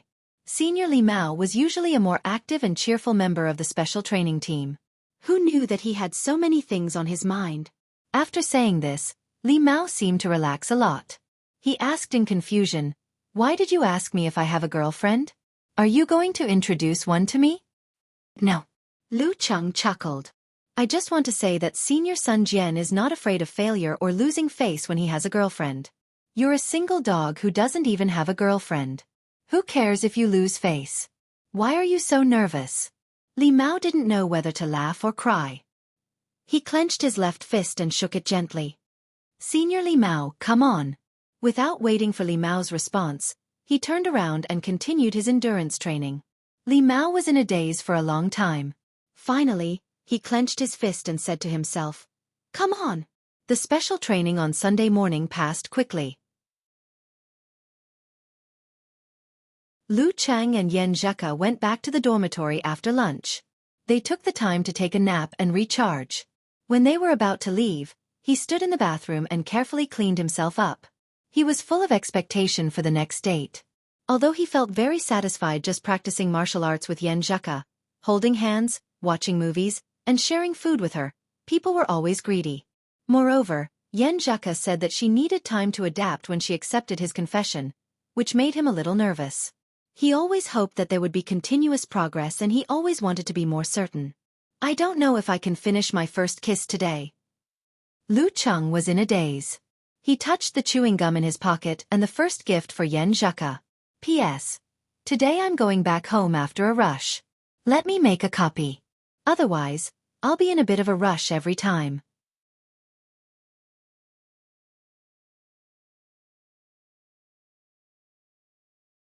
Chapter 143. Because he didn't have the time or opportunity to leave school, Lu Qing bought the gift through the official flagship store online. When he received the package in time, he thanked the online shopping and express delivery. He thanked them for making the world so *king convenient. Well, I can't appear too eager and have too much hope, so as not to scare Yan Zheka. If there's a chance, I'll give it a try. If there's no chance, I'll wait for the next time. Looking at himself in the mirror, Lu Cheng silently encouraged himself. Then he took out a piece of chewing gum, unwrapped it, stuffed it into his mouth, and seriously stirred it. Although he might not have a chance, and although he didn't have bad breath, It's always better to be prepared. It's always good to leave a perfect impression on the girl during the first kiss. Chewing the gum, Lu Chang walked out of his own dormitory, walked along the pedestrian street, and arrived outside Building 3 where Yen Zheka lived. He sent a message to her, telling her that she could come out now. Taking advantage of this opportunity, he found a trash can and spit out the gum, so as not to reveal his wild ambition, and make the girl vigilant and resistant. Yen Zheka was always punctual. Lu Qing didn't have to wait long before he saw her coming out with martial arts training-related items in her hands. Because the weather was getting warmer, the girl wore a thin white sweater, a short orange coat, a black pleated skirt, a pair of matching leggings, and a pair of small boots. She was different from her usual student style, but she didn't look mature, still full of youth. Moreover, she seemed to have applied something lightly on her face, which made her fair skin more rosy, delicate and charming. Her eyes were bright and spirited, like stars. Lu Cheng, who was starting to get used to her beauty, was stunned again. For a moment, he stared at her blankly and forgot to greet her. He also ignored the chubby girl beside Yen Zheka. Zhong Yanru couldn't help but laugh. She moved closer to Yen Zheka's ear and said in a low voice, "You're really silly. But looking at you now, which boy wouldn't be silly?" Yen Zheka turned her head and smiled. She seemed to be quite satisfied with Lu Cheng's reaction, but she said, "Look at his silly look. If I had known, I wouldn't have let you come down with me." Lu Cheng, who had been following the girl with his eyes, was awakened by her movement. He hurriedly took a deep breath and walked up to her. He said a little shyly, "I was too engrossed just now," he was about to add, "You look especially beautiful today," when he suddenly noticed that there was a girl beside Yen Zheka. He was afraid that the shy girl wouldn't be able to accept it, so he stopped abruptly. Yen Zheka pursed her lips and didn't respond to Lu Cheng's compliment directly. With a smile she introduced, "This is my roommate, Zhong Yanru. She's a really nice girl, just a little noisy." She turned her head and said to Zhong Yanru, "He is Lu Cheng. You saw his silly look just now."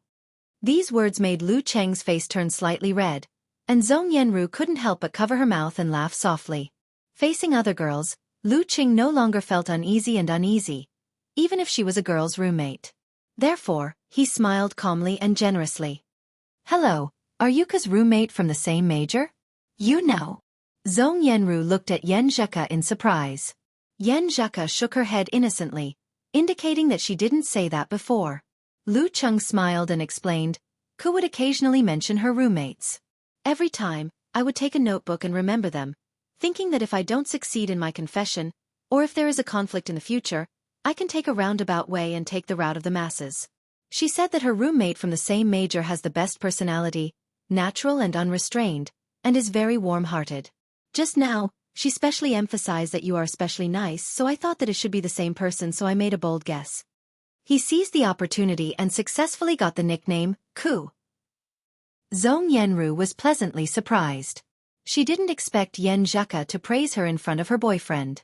It seemed that she sincerely felt that her personality was good, and that she was a friend that could be with for a long time. She couldn't help but look at Yen Zheka, feeling warm in her heart. Who doesn't like to hear good words? Especially such sincere words behind one's back. Yen Zheka didn't expect Lu Cheng to not only respond appropriately, but also help her to make a good impression on Zhong Yanru. For a moment, she felt pleased and proud, and her heart was filled with sweetness.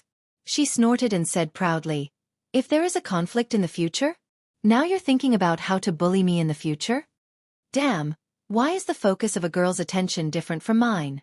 Lu Cheng was a little dumbfounded, but he quickly recovered and said with a smile, "I'm just afraid that I will make a mistake, right?" "Humph, what kind of mistake are you planning to make?" Yen Zheka said coquettishly. Lu Cheng suddenly had a feeling that he should never argue with a girl. He held back his laughter and said, "For example, trying to be brave and getting hurt or something like that." At this point, he quickly changed the topic and looked at Zhong Yanru, saying, "Since you are the roommate from the same major, then I have to thank you for helping to block the harassment on Valentine's Day. Otherwise, I could only cry and faint in the corner." Although the incident on Valentine's Day still left a deep impression in his mind, it felt as if it had been a long time. When he was with Yen Zheka, he always felt that time flew by and that they would be separated in the blink of an eye. But when he thought about what happened 10 days ago, It felt as if a century had passed, as if he and Yen Zheka had been dating for a century. This was really a strange feeling. Seeing the boy in front of her calm, confident, and humorous, Zhong Yanru nodded secretly and gave him high marks. She felt that he was a good match for Yen Zheka, so she made a gesture of shivering and said with a smile, "Don't thank me, your conversation just now was so corny. I'd better go back to the dormitory and focus on memorizing my foreign words." After saying that, she waved her hand and turned to walk back to the dormitory.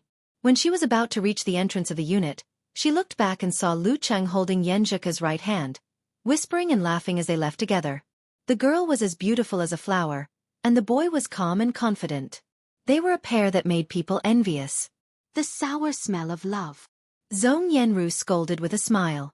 Then she fell into a daze and sighed, saying, "I want it too." She didn't ask for it to be good, just half as good as the one just now. In the martial arts arena, Yen Zheka changed into the Songqing University Martial Arts Club uniform with white and black edges. She tied her drooping black hair into a ponytail, looking fresh and pretty. It was a different kind of beauty.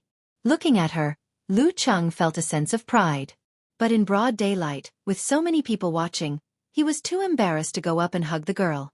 He had to take into account her thin face. As for his own face, is it edible? Is it more important than a hug? Boys in this aspect are always getting thicker and thicker, to the point of being shameless. He put away his thoughts and smiled. Let's practice pushing hands and listening first. You're stronger than most of the amateur fighters in that you can enter meditation, so you have to play to your strengths and avoid your weaknesses, so that you can use your advantages to defeat the enemy and win. Yen Zheka pursed her lips and smiled. Why do I feel like our roles are reversed, and you're the coach? Aren't I just repeating your usual teachings, Coach Yen? Lu Cheng fawned over her. Meditation has two main functions in actual combat. One is listening, and the other is controlling your own muscles, fine-tuning the details of your body, and accomplishing things like forcibly changing the center of gravity and constantly borrowing force. Yen Zheka stopped smiling and listened attentively. She nodded seriously and said, "So we should practice pushing hands and listening first, and then practice 24 blizzard strikes in actual combat?" "You're right, Coach Yen." Lu Cheng smiled and gave her a thumbs up. "If you can master these two aspects, it'll be helpful for your family's martial arts. At that time, even if you encounter an amateur 1 or 2 pin at the peak of physical strength, you'll still have a chance. Even if I encounter Chen Zhonghua's fighting style, I won't be taken advantage of." "Well, then let's start." Yen Zheka bit her lower lip lightly, her eyes bright, eager to try. Lu Cheng reached out his left hand and put it on Yen Zheka's palm. While feeling the delicate softness of her skin, he said, "Calm down and try to enter the state of concealment of spirit and qi. Also, maintain the feeling of half meditation. You can't completely immerse yourself in it, or you'll ignore the external." He told Yen Zheka his experience in this aspect bit by bit, and racked his brains to make her understand. During this process, he gradually understood some of the specious parts and found many hidden problems. Teaching and learning are mutually beneficial, and education is combined with fun. That's probably what they mean. Lu Cheng thought happily. Although the girl didn't have Jindan, and her meditation was only a small success, she had a lot more knowledge than Lu Cheng in terms of martial arts. After several failures in the beginning, she gradually got the feeling and groped for the trick of half meditation. "Well, you can tell where my next move is through the changes of my muscles and pores on my skin?" Lu Cheng asked in a low voice. Yen Zheka quietly listened and said, "You're going to whip your left leg." "Yes, but I'm still a little bit off. I'm not going to whip my left leg, I'm going to take a step forward with my left leg and hit you sideways." Lu Cheng corrected her. This kind of conversation kept happening. Yen Zheka showed her talent in this aspect. Although she wasn't as abnormal as Lu Cheng, she soon got the hang of it. The more she practiced, the happier and more energetic she became. Unknowingly, 40 minutes passed. Lu Cheng suddenly heard a teasing voice. "Is this how the two of you train? I'm so envious of you." He and Yen Zheka turned their heads at the same time, only to see Li Mao passing by with the bag of martial arts suit and shoes. Yen Zheka blushed again and hurriedly let go of his hand. "We're practicing listening skill." Lu Cheng answered seriously, without a trace of shyness. Yes. I won't disturb you too. I'm going to the other side." Li Mao teased and left with a big laugh. Yen Zhika slightly blushed and lowered her eyes. After a while, she said, "Senior brother Li seems to be more relaxed. Maybe he figured something out." Lu Cheng guessed and then suggested, "How about we practice the 24 blizzard strikes in real combat?" He couldn't practice listening skill anymore. What if Yen Zhika didn't want to go on a date anymore? Okay. Yen Zhika took a deep breath to sober herself up. Lu Cheng only defended and helped Yen Zhika to achieve a better experience of constantly borrowing strength from the opponent. Although he couldn't use one of his hands, he kept his footwork well and could always avoid the attacks on his right side in time. Under Yen Zhika's fierce attacks, he didn't fall down after one round. After one round, Yen Zhika bent over, put her hands on her knees, and gasped for breath. The real 24 blizzard strikes, for strikes, is really, really exhausting. No wonder. No wonder my cousin could only fight one round. Her previous 24 blizzard strikes against Gua Qing could only be considered a beginner. Lu Qing thought of something and said with a serious face, "Are your muscles sore? Do you want me to give you a massage to help you relax?" Yen Zhika rolled her eyes at him and hummed, "Let's talk about it after you master the technique of massage." Lu Cheng silently remembered and decided to learn how to massage next. After resting for a while, they took a shower and changed their clothes. Instead of going back to the dormitory, they went directly to the school bus station. Of course, Lu Cheng was the one carrying all the things, while Yen Zhika seemed to have lightly applied something. Her skin was white and rosy, and her lips were pink and moist, which made Lu Cheng feel restless. According to his plan, he would surprise Yen Zhika with a gift while watching a movie in a dark environment and seize the opportunity to kiss her when she was touched. That kind of environment was more secluded, and he chose a seat near the back where the audience wouldn't notice, which could minimize Yen Zhika's shyness and timidity. What a perfect plan. P.S. My Weixin official account is holding a lottery to give away signed books and peripherals as a thank you for your support during this time. If you follow Wuxia 1985, you will have a chance to win starting tomorrow.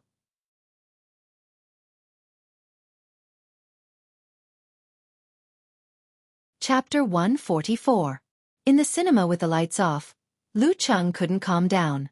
He couldn't help but look at Yen Zhika beside him, waiting for the amazing wizard to enter a relatively ordinary stage so that he could give her the gift and kiss her without disturbing her mood.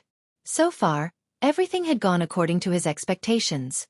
The 2 rows behind him and the seats around him were almost empty, so he didn't have to worry about being stared at and making her feel shy and awkward. The movie was also very good, and the little details were very warm and funny, making her laugh in a low voice from time to time, full of happiness. The environment was dark and private, suitable for fermenting intimate feelings. In other words, everything was ready, except for the east wind. Thinking of this, Lu Cheng's mouth was a little dry. He pursed his lips and reached out to touch the gift in his pocket. It was a colorful gold bracelet. He had combined various suggestions from the internet and chosen the ones that he thought were reasonable. Now he had his own opinion on the first gift between lovers. Regardless of the type of gift that the other party lacked or liked, the first time one gave a gift to a lover was definitely when both parties had just started dating, or even when they hadn't officially started dating. They were far from knowing each other well enough, and their tastes and preferences had yet to be fully exposed. In this case, the first gift must be one that could evoke good memories of each other. It was suitable for couples who had known each other for a long time. Looking at it could remind them of the warmth of the past. This could reflect the intention of the gift giver and the memories of the relationship. However, Lu Cheng thought that he had only known Yen Zhika for half a year and had only dated her for 10 days. Giving such a gift was still lacking in depth and atmosphere. He planned to look for his little notebook on the anniversary of their relationship and edit some words and scenes to make a corresponding gift. Eliminating the first choice, when a guy still couldn't grasp the details of a girl's aesthetic standards, he should never ask for something fresh, unique, and original. In that case, with a man's poor aesthetic standards, it was very likely that he wouldn't be able to get his girlfriend's point. She would be moved by the gift but unable to complain at the same time. When she went back, she would hide it in a corner and only keep it as a souvenir. Therefore, at this time it was not wrong to follow the rules. The classic was not necessarily bad, but at least it would not make the surprise turn into a shock. The value of the gift should not be too cheap, and it should be the best within the limits of one's ability. The kind that was cheap and unique could wait for future opportunities. The first time always had a special meaning. After careful consideration, Lu Cheng decided to give up the idea for the time being. He decided to buy a bracelet together in the future. Instead, he chose a bracelet that could be adjusted to fit the size of the bracelet. When it came to the specific purchase, he thought that gold was too vulgar and not suitable for young people. He couldn't afford platinum and diamonds, so he finally settled on the more fashionable colored gold. With rose pink as the base, 6 small hearts were strung together. One was golden, and the other was silver. It was quite beautiful and was worth nearly 1,000 yuan. Of course, whether it was beautiful or not was just a conclusion that Lu Cheng came to based on the opinions of the girls in the evaluation and his own feelings. But Yen Zheka was not a girl after all. She had her own aesthetic standards. Whether she would think it was beautiful or not was still unknown. He could only say that such a bracelet would not be too ugly for her. After touching the bracelet, Lu Cheng looked at Yen Zheka beside him restlessly. He saw that under the dim light of the big screen, the girl had a faint sense of beauty. Her outline was extremely delicate. Looking at Yen Zheka's smile, Lu Cheng quietly took a breath and leaned over. His left hand slowly stretched out of his pocket. At this moment, Yen Zheka suddenly moved closer. She was afraid to disturb others and whispered with a smile, "It's so funny. That owl just now was so silly and cute." Lu Cheng was startled and put his left hand back. Seeing that the girl was staring at the screen with bright eyes and focusing on the plot, he felt a strong sense of guilt for interrupting her. Let's wait a little longer. When the plot is not so interesting. He made up his mind and leaned his head to Yen Zheka, whispering in her ear, "Yeah, that owl was so silly and happy." Being close to her, Lu Cheng smelled the light and sweet fragrance of the girl and felt her hair brushing his face due to his breath. He was instantly intoxicated and enjoyed this closeness. They talked about the plot intermittently and in a low voice for a while. His nose was full of the girl's beautiful smell. He could not help but feel restless and put his left hand into his pocket. "I'm so worried. Will he die?" Yen Zheka suddenly grabbed Lu Cheng's right hand and looked at the screen nervously without blinking. How could I interrupt her like this? Lu Cheng felt like crying but had no tears. He put the bracelet back. Phew, that's good. After a while, Yen Zheka exhaled and looked at Lu Cheng. She lowered her voice and said, "Cheng, why are you acting so weird?" "I was also very worried just now." Lu Cheng answered sadly. "Yeah, I'm super nervous." Yen Zheka agreed. Lu Cheng enjoyed the close communication between the two of them, looking for opportunities again and again. However, Yen Zheka had been watching the movie attentively and seriously for the whole time without a pee. Next time, I'll choose a less interesting movie next time. Lu Cheng silently clenched his fist and regretted. He gave up the idea of kissing in disappointment and concentrated on the intimacy. Unknowingly, the movie ended and the ending song and thank you list began. Yen Zheka tried to sit up straight and wait for the lights to turn on. At this moment, Lu Cheng's right hand that was holding hers tightened slightly and pulled her back. Yen Zheka was afraid that if she sat up straight it would affect Lu Cheng's wound. She gave up and looked at Lu Cheng with a pair of slightly innocent eyes in confusion. Lu Cheng took a breath and said the lines that he had practiced over and over again. "Beauty, you dropped something." Yen Zheka looked confused. She was so cute that Lu Cheng almost forgot to take out the gift. At this moment, the lights turned on. Lu Cheng took out his left hand from his pocket and said with a smile, "You dropped a bracelet." While speaking, he let go of his right hand and held the girl's wrist. With the help of his left hand, he put on the bracelet with difficulty. Yen Zheka was stunned at first. When she saw it clearly, she suddenly raised her right hand and covered her mouth. Her eyes were shining like water. She was surprised and happy at the same time. When she saw Lu Cheng's clumsy movements because of the inconvenience of his right hand, her eyebrows curved and her smile was gentle and tender. Very beautiful. She took back her hand and looked at it carefully. She lowered her eyebrows and smiled gently.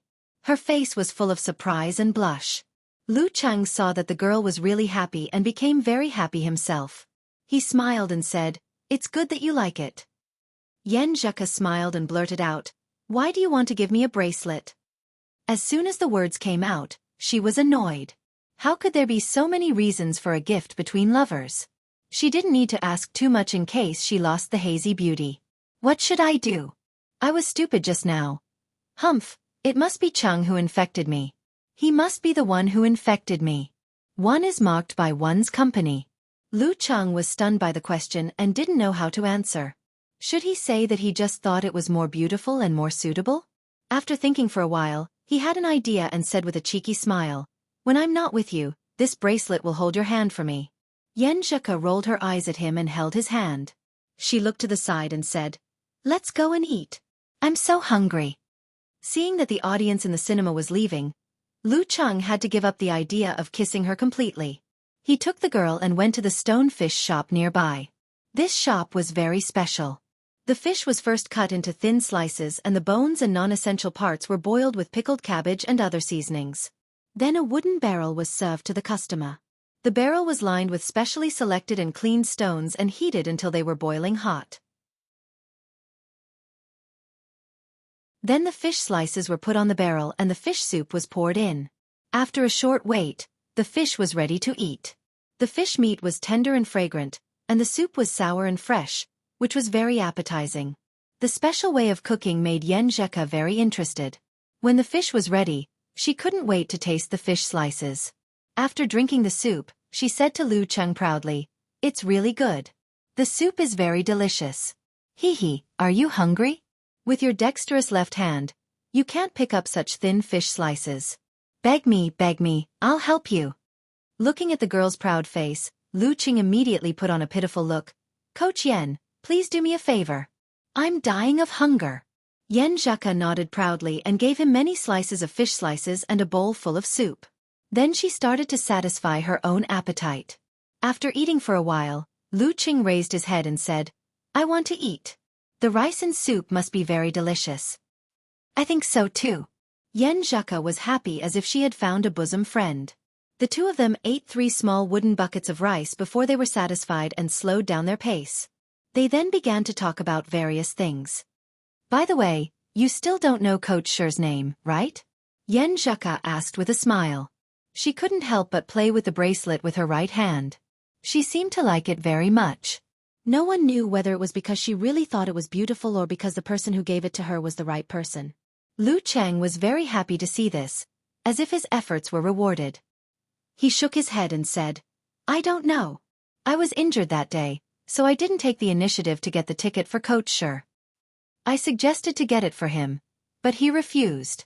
I suspect there's something wrong with his full name." Yen Zheka put on a, "I'm a famous detective" look. "Is Coach Shi a wanted criminal?" Lu Cheng blurted out. "How is that possible? Have you ever seen a wanted criminal with such a good relationship with the police? And the headmaster wouldn't ask for a master whose background is unknown." Yen Zheka denied this possibility and guessed with a smile. "I suspect his full name is very rustic or funny, which doesn't match his identity as a mighty one with physical invulnerability. That's why he doesn't want us to know." "That makes sense. Is his name Shi Erniu?" Lu Cheng guessed happily. They didn't leave until it was almost 8 o'clock. The restaurant was priced at ordinary prices, so with Lu Cheng's appetite, they only ate a little more than 200 yuan. In order to catch the last bus back to the new campus, Lu Cheng didn't propose to take a walk nearby to help with digestion. Instead, he accompanied Yen Zheka by the roadside, waiting for the arrival of the online taxi. At this time, he remembered that there was a flower shop dozens of meters away. "After the gift, I need to give her a bunch of flowers to make it perfect." Lu Cheng looked at his phone and found that the online taxi would take at least 6 or 7 minutes to arrive because of the traffic jam. He pointed to the daily supermarket behind him and said, "I'll buy some snacks for you." Through their daily chat, he was sure that Yen Zheka wasn't allergic to pollen. "No, I have a bunch of them at my place." "They're all from you." Yen Zheka shook her head. Lu Cheng bought them online, but he didn't think they were official gifts. "Well, I'll go buy a bottle of water. I'm a little thirsty. You wait here for the taxi." Lu Cheng suggested deliberately. "Okay, hurry up." Yen Zheka nodded with a smile. Under her gaze, Lu Cheng entered the daily supermarket and quickly bought a bottle of water. While Yen Zheka was looking back at the online taxi, he ran to the flower shop dozens of meters away. His speed was so fast that he felt it was no less than a pouncing attack in a martial arts competition. 11 roses. Lu Cheng shouted while taking out his wallet. Pack it simply. ASAP. Just pack it. Even better if there is a finished product. After paying, he took the roses, put them on his back and ran back to the place where he waited for the taxi. Yen Zheka was looking at the daily supermarket in confusion. She felt that Lu Cheng was too slow and suspected that he really went to buy snacks. How did you come back from there? Yen Zheka asked in surprise when she saw Lu Cheng approaching. Lu Cheng calmed down and said with a smile, Beauty, you dropped another thing. Your flowers. He stretched out his left hand in front of him, not giving Yen Zheka a chance to guess. Yen Zheka's mouth was half open and her eyes moved. She couldn't help laughing. I seem to have dropped a lot of things today. She held the flowers with both hands and her eyebrows and eyes were full of joy. Lu Cheng laughed and said, Yeah, you also dropped your boyfriend. Do you want to take it back? While speaking, he stretched out his left hand. Humph. You're reluctant. Yen Zheka held the flowers in her left hand and Lu Cheng in her right. For the first time, she took the initiative to intertwine their fingers. They successfully caught the last bus at 8:45. Yen Zheka looked radiant and held the roses in her hand. When Lu Cheng held her hand and walked to the empty seats in the back row, he felt the complicated gazes of many male students. 2 of them in the first row looked very pale, as if they were dead. Lu Cheng secretly remembered it and pulled Yen Zheka, who was looking out of the window, to the second row from the back. He lowered his voice and said, Did those 2 guys chase after you? Yen Zheka hit him with both anger and amusement. You still ask? She thought for a moment and said in a low voice, One of the boys in my school chased me but I rejected him. He was actually a good guy, but I just didn't like him. You like guys like me. Lu Cheng was secretly proud and smiled. The other one also seems to have a crush on you. I don't know. Anyway, he didn't mention it. It's good to be seen directly. I hope they can find their own girl soon. Yen Zheka gave her blessing. In that row of seats, the 2 boys looked at each other and sighed together. When they returned to the new campus, the night breeze was cool, refreshing and cold. Seeing that it was not yet 9:30 and that he hadn't completely given up on his first kiss today, Lu Cheng tried his last effort and said, It's still early. Let's go for a walk by the lake to digest? As soon as he finished speaking, he wanted to slap himself. What kind of excuse was this? Dinner had been over for so long. How could he digest it? Furthermore, it wasn't early at this time. Feeling guilty, he didn't dare to look at her. Through her hands, Lu Cheng felt that Yen Zheka's pulse suddenly sped up and slightly trembled. Are you cold? He asked with concern. Yen Zheka lowered her eyes and looked to the side. She answered softly, Not cold. Well, a walk is good. Okay. Lu Cheng was pleasantly surprised. He didn't expect the girl to agree. It seemed that she was in a good mood because of the date today. She wanted to stay with him for a while. He took the girl into the road leading to the lake. While chatting, they slowly walked farther and farther along the lake. Gradually, there was no one around. Thump, thump, thump. Lu Cheng's heartbeat suddenly sped up. He was thinking about what excuse to find and what opportunity to create. This made his mouth dry and tongue dry. He didn't know what to say and fell into an abnormal silence. Yen Zheka didn't say anything either. She seemed to be enjoying the silence. Thump, thump, thump. Lu Cheng's heart beat faster and faster. However, he also heard Yen Zheka's heart beat faster and faster.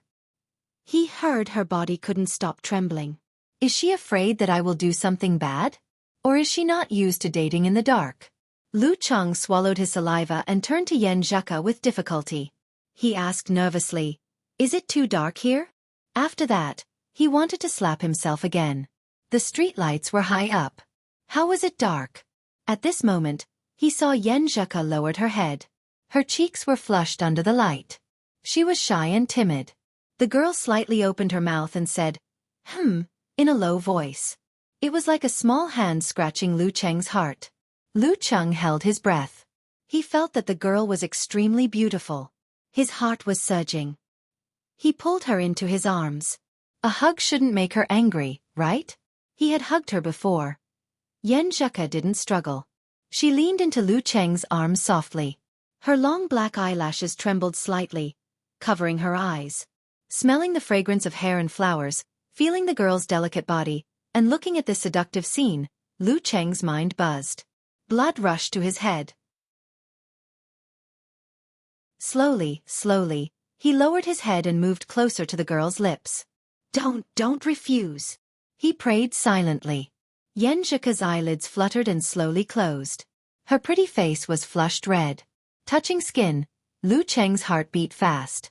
He was very excited. Yan Zhika's body was tight at first, then relaxed. She completely snuggled in Lu Cheng's arms.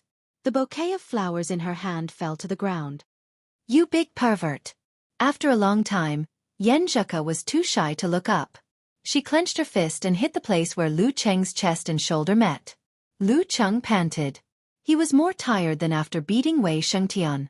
But he was very satisfied. He was so excited that he felt like he was flying to the sky. He enjoyed the girl's gentle hit. He smiled and didn't respond. He was like an old cat that had stolen a fish. Hee. The first kiss was so sweet and beautiful. After a long time, Yan Zhika slowly calmed down. She still didn't dare to look up. Let's go back. Wait a minute. I want to hug you again. Lu Cheng replied gently.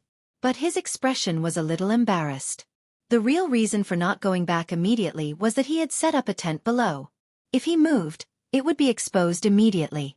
The girl would definitely think that he was a big hooligan with impure thoughts. He thought in distress. He felt that he was wronged. He didn't think about anything just now. He was wholeheartedly thinking about tasting Yan Zhika's little mouth. He didn't have any dirty thoughts at all. Sigh, I'm in the stage of a young man full of vigor. Because of practicing martial arts, my chi and blood have reached a certain level. It's just a kiss and I've set up a tent for a long time. He bent down, sucked in his stomach, and arched his buttocks back. He didn't want the girl to notice the abnormality of his lower body. A sentence that he once saw flashed in his mind. You have to know how to cherish the age when you'll be hard for a long time just by kissing. In order not to arouse the girl's suspicion, he silently prayed to all the gods and Buddhas. With the help of the Jindan, he concealed his spirit and chi and visualized the scene of water turning into ice. But this was no longer lake water. It was boiling water. In Yan Zhika's dormitory, the three girls, Li Liantong, Zhong Yanru, and Shi Xiangyang, returned to their own dormitory after watching The Amazing Wizard in the school cinema and chatting about the plot. Hey, Ko hasn't come back yet? Shi Xiangyang asked in surprise. Li Liantong chuckled and said, It's a date. Besides watching movies and eating, there must be other things to do. Yesterday, I specifically told Ko that boys like to suggest going to the lake to enjoy the scenery or to take a walk in the woods. When there's no one around and it's dark and windy at night, they can take advantage of her. I told her not to believe the nonsense of boys and let them take her to those places to kiss and touch her body. Yes. With my reminder, she'll definitely be alert and won't let that guy get what he wants easily. Humph, how dare he not please us? While they were talking, Yan Zhika pushed open the door and came in with flowers in her hand. Her eyebrows and the corners of her eyes were glowing. She was so beautiful that people didn't dare to look at her directly. Seeing that she was still blushing and her eyes were intoxicating, Li Liantong asked worriedly and nosily, Ku, don't tell me you were still taken to the lake to enjoy the scenery or to take a walk in the woods by that guy? I spent so much effort to teach her. Yan Zhika's pretty face turned redder. She turned her head and looked to the side. She said firmly, No. We went to the lake to take a walk, not to enjoy the scenery. Li Liantong looked at her suspiciously. Suddenly, her attention was attracted by the colorful gold bracelet on her wrist. She asked curiously, I remember that you don't wear a bracelet when you go out. Did he give it to you? Yes. Yan Zhika breathed a sigh of relief and looked down at the bracelet. Her eyebrows and the corners of her eyes reappeared. It's quite ordinary. Li Liantong commented with arms crossed. But for a straight man's aesthetic standards, it's not bad to have such standards. Yan Zhika rubbed the heart-shaped bracelet and smiled. She nodded slightly and said, Yes, I think it's okay. She said to herself silently, Anyway, I like it very much. The most important thing is the thought.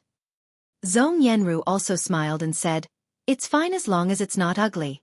Ku, You'll have to teach his aesthetic standards slowly in the future. Yen Zhaka pursed her lips and smiled lightly. She didn't say anything. Her right hand touched her lips subconsciously and she recalled the experience just now. Her cheeks burned again and her eyes slightly lost focus, as if she was drunk. After sending the girl back to the dormitory, Lu Qing logged into QQ with his mobile phone and sent her a happy emoji. Then he walked through the pedestrian street with light steps while recalling the sweetness of his first kiss. Life is so beautiful.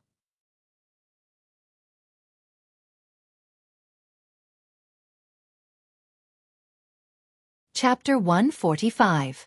After returning to the dormitory of the 7th building, Lu Qing finally calmed down a little after the cold night wind. He was no longer so excited, and intoxicated. When he woke up, he suddenly had a lot of worries. Would this progress be too fast for Yen Zhaka? Would she be unable to accept it? Would she resist it psychologically? Would she think that he was too impatient and focused more on the physical than the emotional level? He had thought about these things before, so the plan of the first kiss was more of a test. When he really succeeded, he was a little worried about the gains and losses. He was afraid that he would ruin the girl's impression of him. But at that moment, he really couldn't control himself. He wasn't facing another girl, but the girl he loved. She was shy and timid, ready to let him do whatever he wanted. If he couldn't control himself, he would be worse than a beast. Lu Qing found a corner of the flower bed and sat down.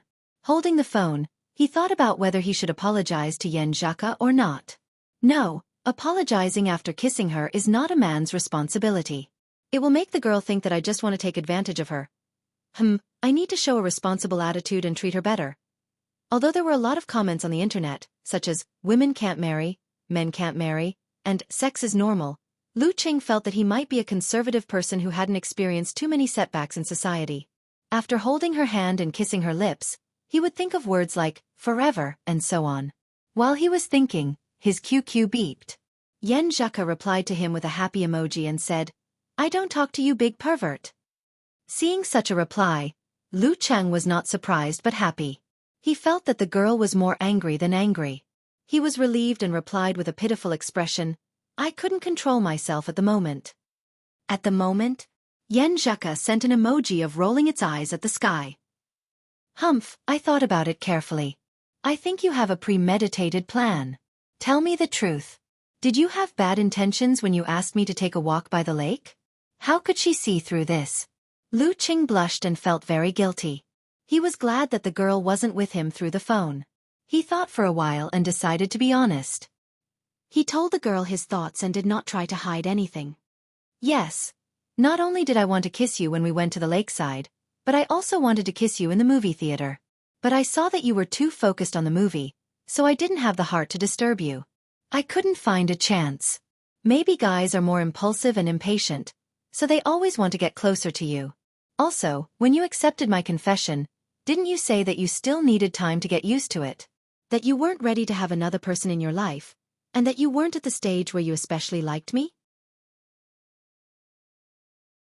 I'm not trying to pressure you. I'm just afraid that you'll leave me one day and tell me that I should return to my original position. That's why I'm always eager for more certainty and confirmation.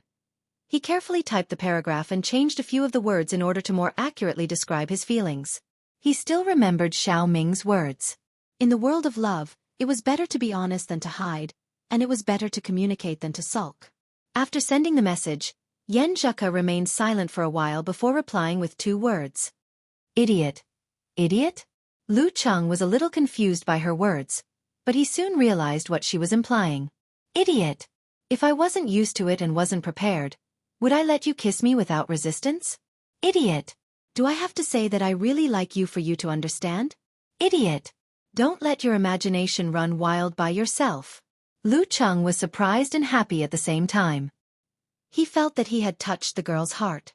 He hurriedly replied, Yes, I'm an idiot, a big idiot. I can clearly feel the changes between us, but I'm still worried and can't believe it. It's good that you understand.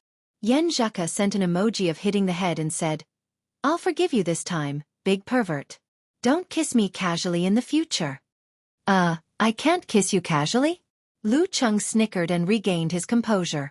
He quickly typed, Yes. I won't do it casually. After chatting for a while and confirming the time and place for tomorrow's meal, Zheke hurriedly urged Lu Cheng to wash up when she saw that it was almost 10:30. She didn't want to delay his sleep and affect tomorrow's training. Lu Cheng returned to the dormitory while humming a little song. Kai Zhongming jokingly scolded Lu Cheng, flushed with success and looking lascivious.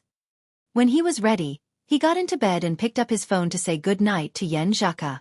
He saw that the girl had sent him 3 voice messages a few minutes ago. Lu Cheng opened them in confusion and put the phone to his ear, switching it to the receiver mode. Phew, Cheng, be my trash can. Just listen and don't answer. Zheke's soft and clear voice came from the phone.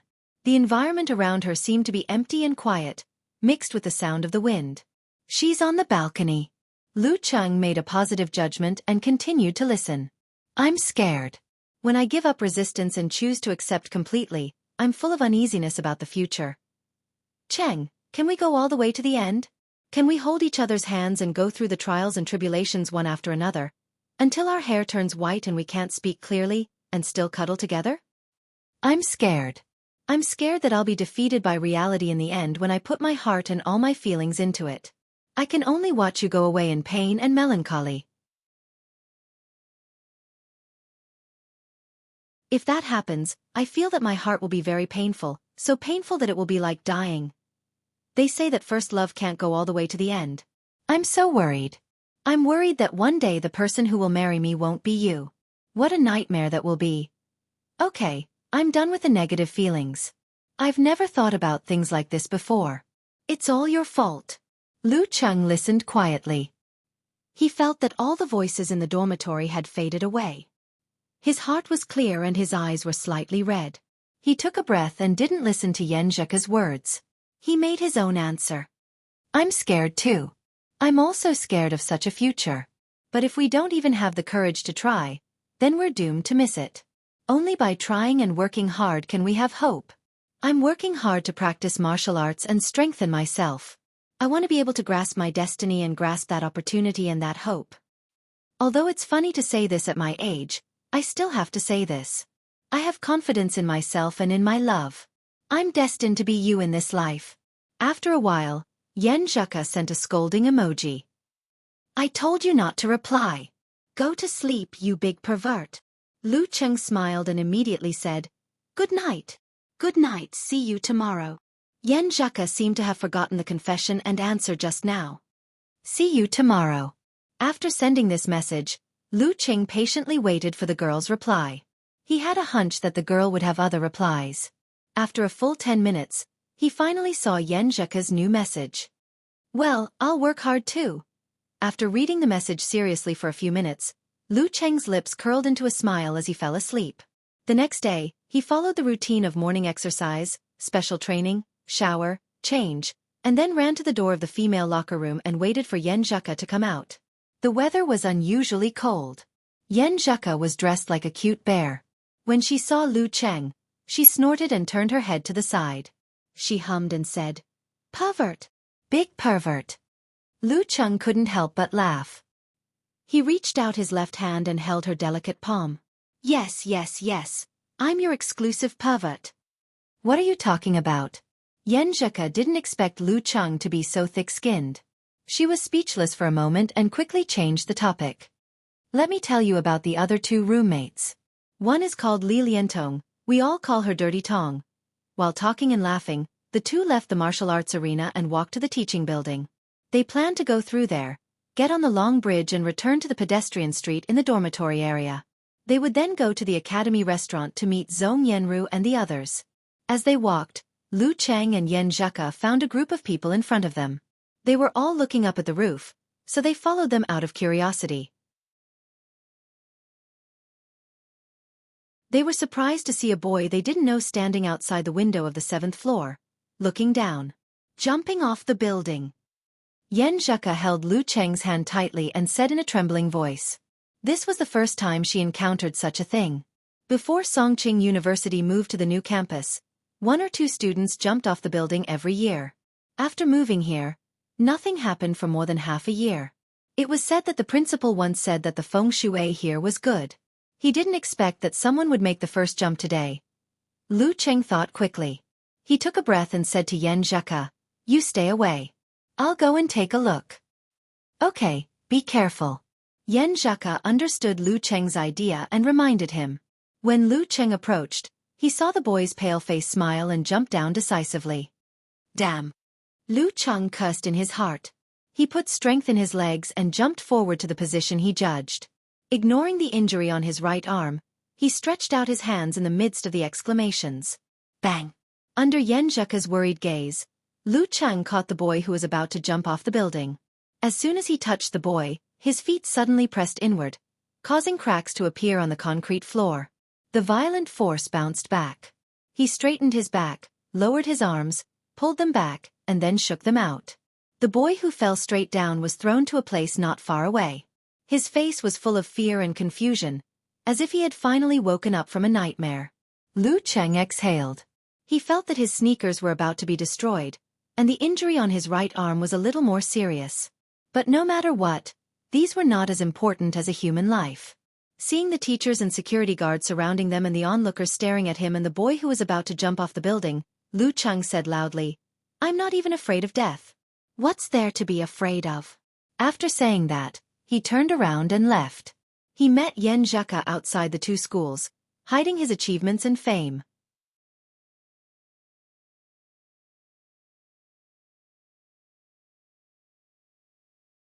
Chapter 146.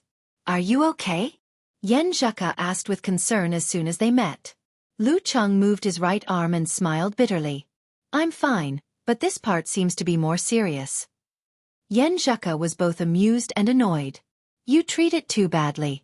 You keep hurting it. Apologize to it."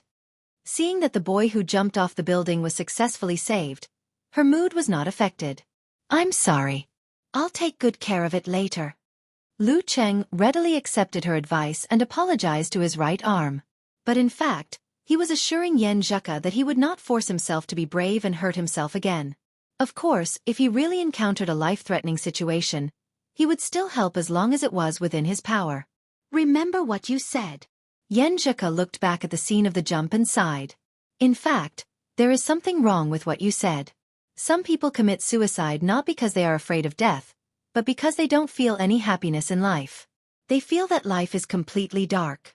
For them, no matter how much you remind them, they feel that they deserve to die. Forget it. We don't know why that person did it. You did your best out of kindness. That's great. You don't need to think about other things." Ha! Lu Cheng was confused and didn't know what to say. Yen Zheka smiled gently and gracefully. "Because of my cousin's mild autism, I often read about psychology and occasionally talk with their professional teachers. I know that some psychological diseases are not only caused by the mind but also related to the physiological basis. It can't be cured by just talking about it. It must be treated with the corresponding medicine. I think I understand what you mean." Lu Cheng nodded thoughtfully. "Let's not talk about him. Anyway, we don't know each other. It's better to save a life than to build a 7-floor pagoda. We don't care about what will happen to him in the future." Yen Zheka's attitude now was exactly the same as when she persuaded Wang Su. Lu Cheng couldn't help thinking that although he had experienced a lot and was rapidly maturing, in fact, Yen Zheka might be more mature than him in terms of dealing with people. She seemed to have a complete and formed 3 views. "Yes, let's not talk about him. Let's go eat. Your roommate is still waiting. Don't be late."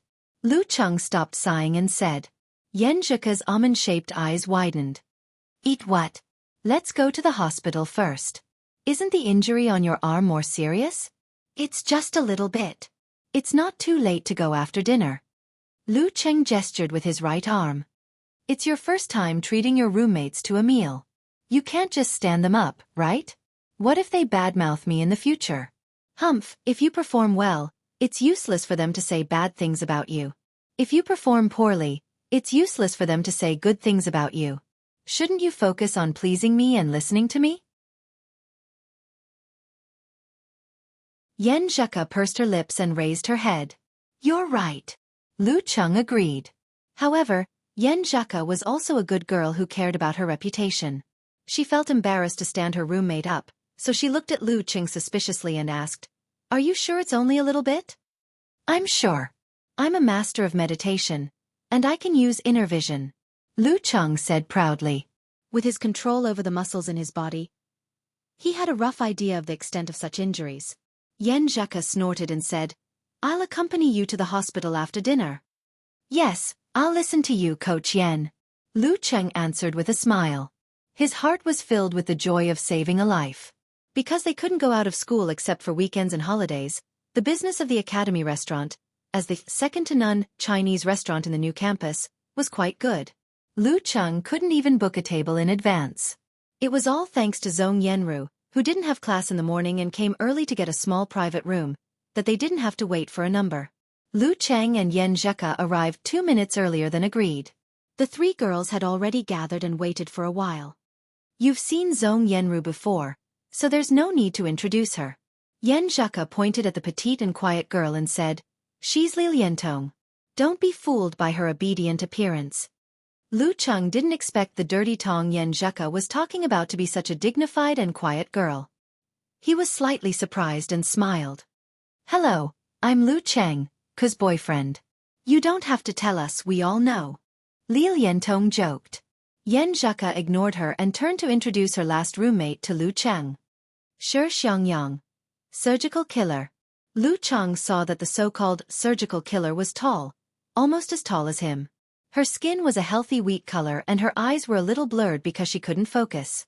He had deep doubts about the girl's ability to come up with nicknames in the dormitory, but on the surface he smiled and said, Hello, I heard that you all know me?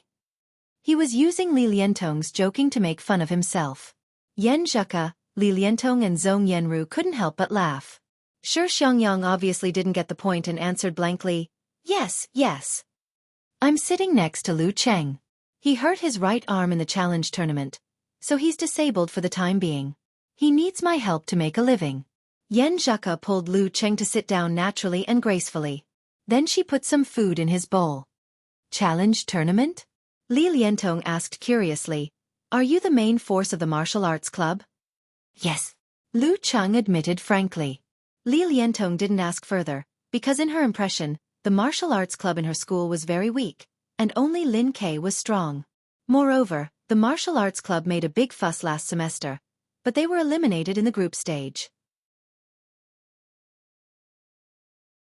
It could be seen that the other members were really weak, and the so-called main force was just so. Shi Xiangyang was also not interested in this topic. She first helped Yen Zheka to order the dishes, and then asked with a smile, Lu Cheng, I heard from Ke that you were high school classmates? Yes, classmates from the next class. Lu Cheng answered honestly, without any uneasiness. Only when he cared about the girl he loved would he turn into a fool. Zhong Yenru followed up and asked, Ke should be a famous person in your school, right? Of course I don't know. Lu Cheng wanted to describe how many boys deliberately passed by Yen Zheka's class, but the girl secretly pinched him, so he could only stop abruptly. Did you have a little crush on her at that time? Li Liantong gossiped about the details with bright eyes. Lu Cheng said with a smile, More than a little. His answer immediately attracted Yen Zheka's eyes, but the three girls became more excited. Shi Xiangyang said with a smile, So you had a little crush on our Ke for a long time. Then you joined the martial arts club because of her? You wanted to get close to her? Wanted is not quite accurate. I should say, deliberately. Lu Cheng smiled and made fun of himself again. Oh! The three girls made meaningful sounds, which made Yen Zheka roll her eyes at Lu Cheng again. But when she wanted to pinch his hand, he turned over and held it in his palm, gently rubbing it. Not bad. Li Liantong praised Lu Cheng's cooperation and asked, Then you got Ke's contact and started to pursue her? At that time, I didn't dare to reveal my intention to pursue her, so I could only chat with her as an old classmate. Lu Cheng chuckled. Zhong Yenru suddenly understood. I was wondering why Ke always took out her phone to chat. Before she could finish, Yen Zheka reached out and covered her mouth. The two of them laughed and joked. The dishes were served one after another. They began to chat while eating. As for the gossip, Lu Cheng would say what he could, but he would never say what he couldn't. With the help of others' curiosity, he and Yen Zheka reminisced about the details of the past. The more they ate, the more heartwarming and tasty the meal became. At the end of the meal, The three girls finally stopped and picked up their phones to reply to the messages. Hey, someone jumped off a building just now. The first jump in the new campus. Li Liantong suddenly exclaimed. What? What? Zhong Yanru and Shi Xiangyang asked in surprise. Li Liantong said, Cabbage, look at the class group. Ruru, you should be able to see it when you browse the school forum. Because Shi Xiangyang always liked to say that girls were fragrant, soft and fair, and was also a little white mouse and little white rabbit killer, she was usually very muddle-headed, so Li Liantong gave her another nickname, Cabbage. We happened to meet on the way here. Yan Zheka asked curiously, did they say why they jumped off the building? Why didn't you say so earlier? Li Liantong stared at the screen and said, they're from the management school. According to his roommate, he was from an ordinary family but was greedy for money. He borrowed a small amount of money and the interest was getting higher and higher. Because he was forced to repay the debt, he cheated a lot of his classmates. In the end, he couldn't pay the debt and wanted to commit suicide by jumping off the building. Pooh, this kind of person is a scourge in the world. Lu Chang and Yan Zheka looked at each other. They didn't expect such a situation. At least you helped those classmates find someone to repay their debt. His parents also didn't have to bear the pain of losing their son while facing a huge debt. Yan Zheka leaned towards Lu Cheng's ear and comforted him. She didn't want him to feel unhappy about saving such a person. Lu Cheng exhaled and said, just treat it as helping his parents. Hey, he was saved by someone? That's good. Every injustice has its perpetrator and every debt has its debtor. Li Liantong, Zhong Yanru, and Shi Xiangyang started to discuss this matter. After a rather enjoyable lunch, Yan Zheka escorted Lu Cheng to the school hospital. Actually, you don't have to go. The first class in the afternoon is about to start. Maybe I'll be sent to the city to take an X-ray later. Lu Cheng said to the girl who felt sorry for him. Yan Zheka snorted and said, how can there be a lack of truancy in university? I didn't expect that the first truancy in my life would be like this. At this moment, Lu Cheng's phone rang. He took it out and saw that it was from his teacher. Teacher? Teacher sure? He vaguely guessed why it was from him. Not bad. Now you know how to save people. Geezer sure joked. How's your hand? Is it okay? At that time with that kind of skill, he could guess that it was Lu Cheng who saved him. Lin Kei had to rest and didn't come to the martial arts club these 2 days. It's a little serious. Lu Cheng answered honestly. Come to my place. I'll do acupuncture and give you some ointment. The doctors in your school hospital can only treat colds and colds. Geezer Shi said sarcastically. Okay. Where do you live? Lu Cheng didn't want to go to the city hospital to take an X-ray. After taking down Geezer Shi's address, he quickly told Yan Zheka about it. Then I'll go back to class. Yan Zheka was relieved and said with a smile. Bye-bye. I'll wait for you at the usual place tonight. Lu Cheng smiled and waved his hand. The usual place was Chankieyaku. They were going to have dinner together. Yan Zheka turned around and walked 2 steps. She suddenly turned back and said with a smile, Cheng, when you saved people just now, well, you were so cool.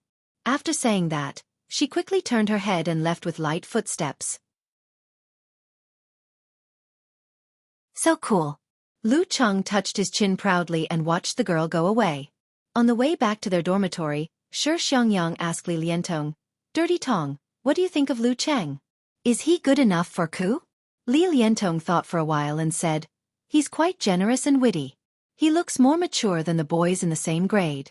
It's not bad that you Ru, and I can find a boyfriend like him. But I still think he's not good enough for Ku. I think he's okay. Zhong Yanru had a good impression of Lu Cheng. Li Liantong shook her head and said, he's not handsome enough. He can't make a living with his looks. I've also observed his clothes and shoes. They're just ordinary brands. They can't be considered good. In other words, his family background can only be considered average. I heard that his grades are only average. I don't think he's not good enough. I just think a girl like Ku deserves someone much better than him. I think so too. But it's really hard to calculate the relationship. Shi Xiangyang sighed. After returning to the dormitory, Zhong Yanru took her and Yan Zheka's textbooks and hurried to the teaching building. Li Liantong turned on her computer and browsed the school forum with great interest to see if there was any news about the suicide incident. Shi Xiangyang went to bed and planned to take a nap to prepare for the second class in the afternoon. After browsing for a while, Li Liantong's eyes suddenly lit up when she saw a post. Live video. It's great to have strong martial arts. It's a video of a rescue? Li Liantong clicked on it immediately. She saw a figure pouncing out when the boy was falling from the high ground. He was as agile as a fierce tiger. In an instant, he arrived nearby and reached out to catch the jumper. At this moment, as the figure moved his feet, cracks suddenly appeared on the concrete floor.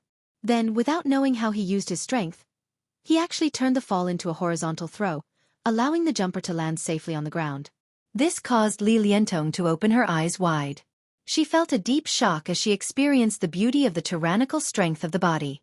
It wasn't that she had never seen a fight between mighty ones with physical invulnerability. But flames and lightning were too far away from real life. Breaking stones and so on also lacked the visual impact. Relatively speaking, it didn't make her feel that much. But just now, it was a real person jumping off a building. This was something that could often be heard and seen in real life. Seeing a boy catch the jumper safely, as an ordinary person, she was simply shocked. She couldn't help but admire the strong. So awesome, so manly. Which school is he from? Li Liantong moved the mouse and rewatched the video with great interest. She was suddenly stunned because of the familiar clothes and shoes. It's him? Li Liantong stared at the video blankly until it ended for a long time. When Lu Qing arrived at the teacher's apartment where Geezer Shi lived, he saw a mess of cups and plates and garbage everywhere, which perfectly fit the image of a lonely and lazy old man. After expressing his concern about his master's living situation, he was about to speak when he heard Geezer Shi say with a dry laugh, "A few old friends came and I didn't have time to clean up." Old friends? Lu Qing asked casually. Yes, old friends that I haven't seen for more than 10 years. Hey, in order to break through to the forbidden area, he actually thought of searching for the relics left by ancient cultivators. He wanted to be inclusive and learn by analogy. Geezer Shi laughed. He said that there might be a Longhu Immortal's relic nearby. Lu Qing was stunned and almost couldn't control his heartbeat.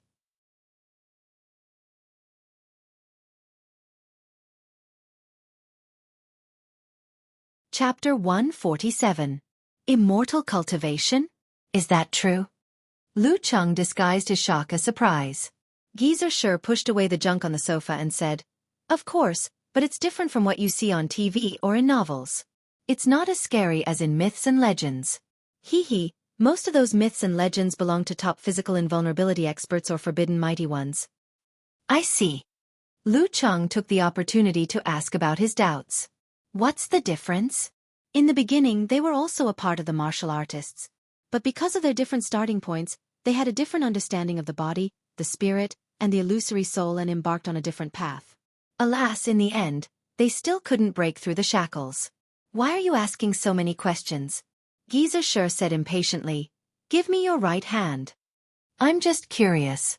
Lu Qing smiled awkwardly and slowly raised his right hand. Geezer Shi extended 3 fingers and placed them on his pulse. His half-closed eyes glowed with a faint blue light. He then pinched the wound and said, "Fortunately, you can't be a one-armed hero. You don't even need acupuncture. Take this ointment and apply it. After a week, you'll be able to start practicing your strength."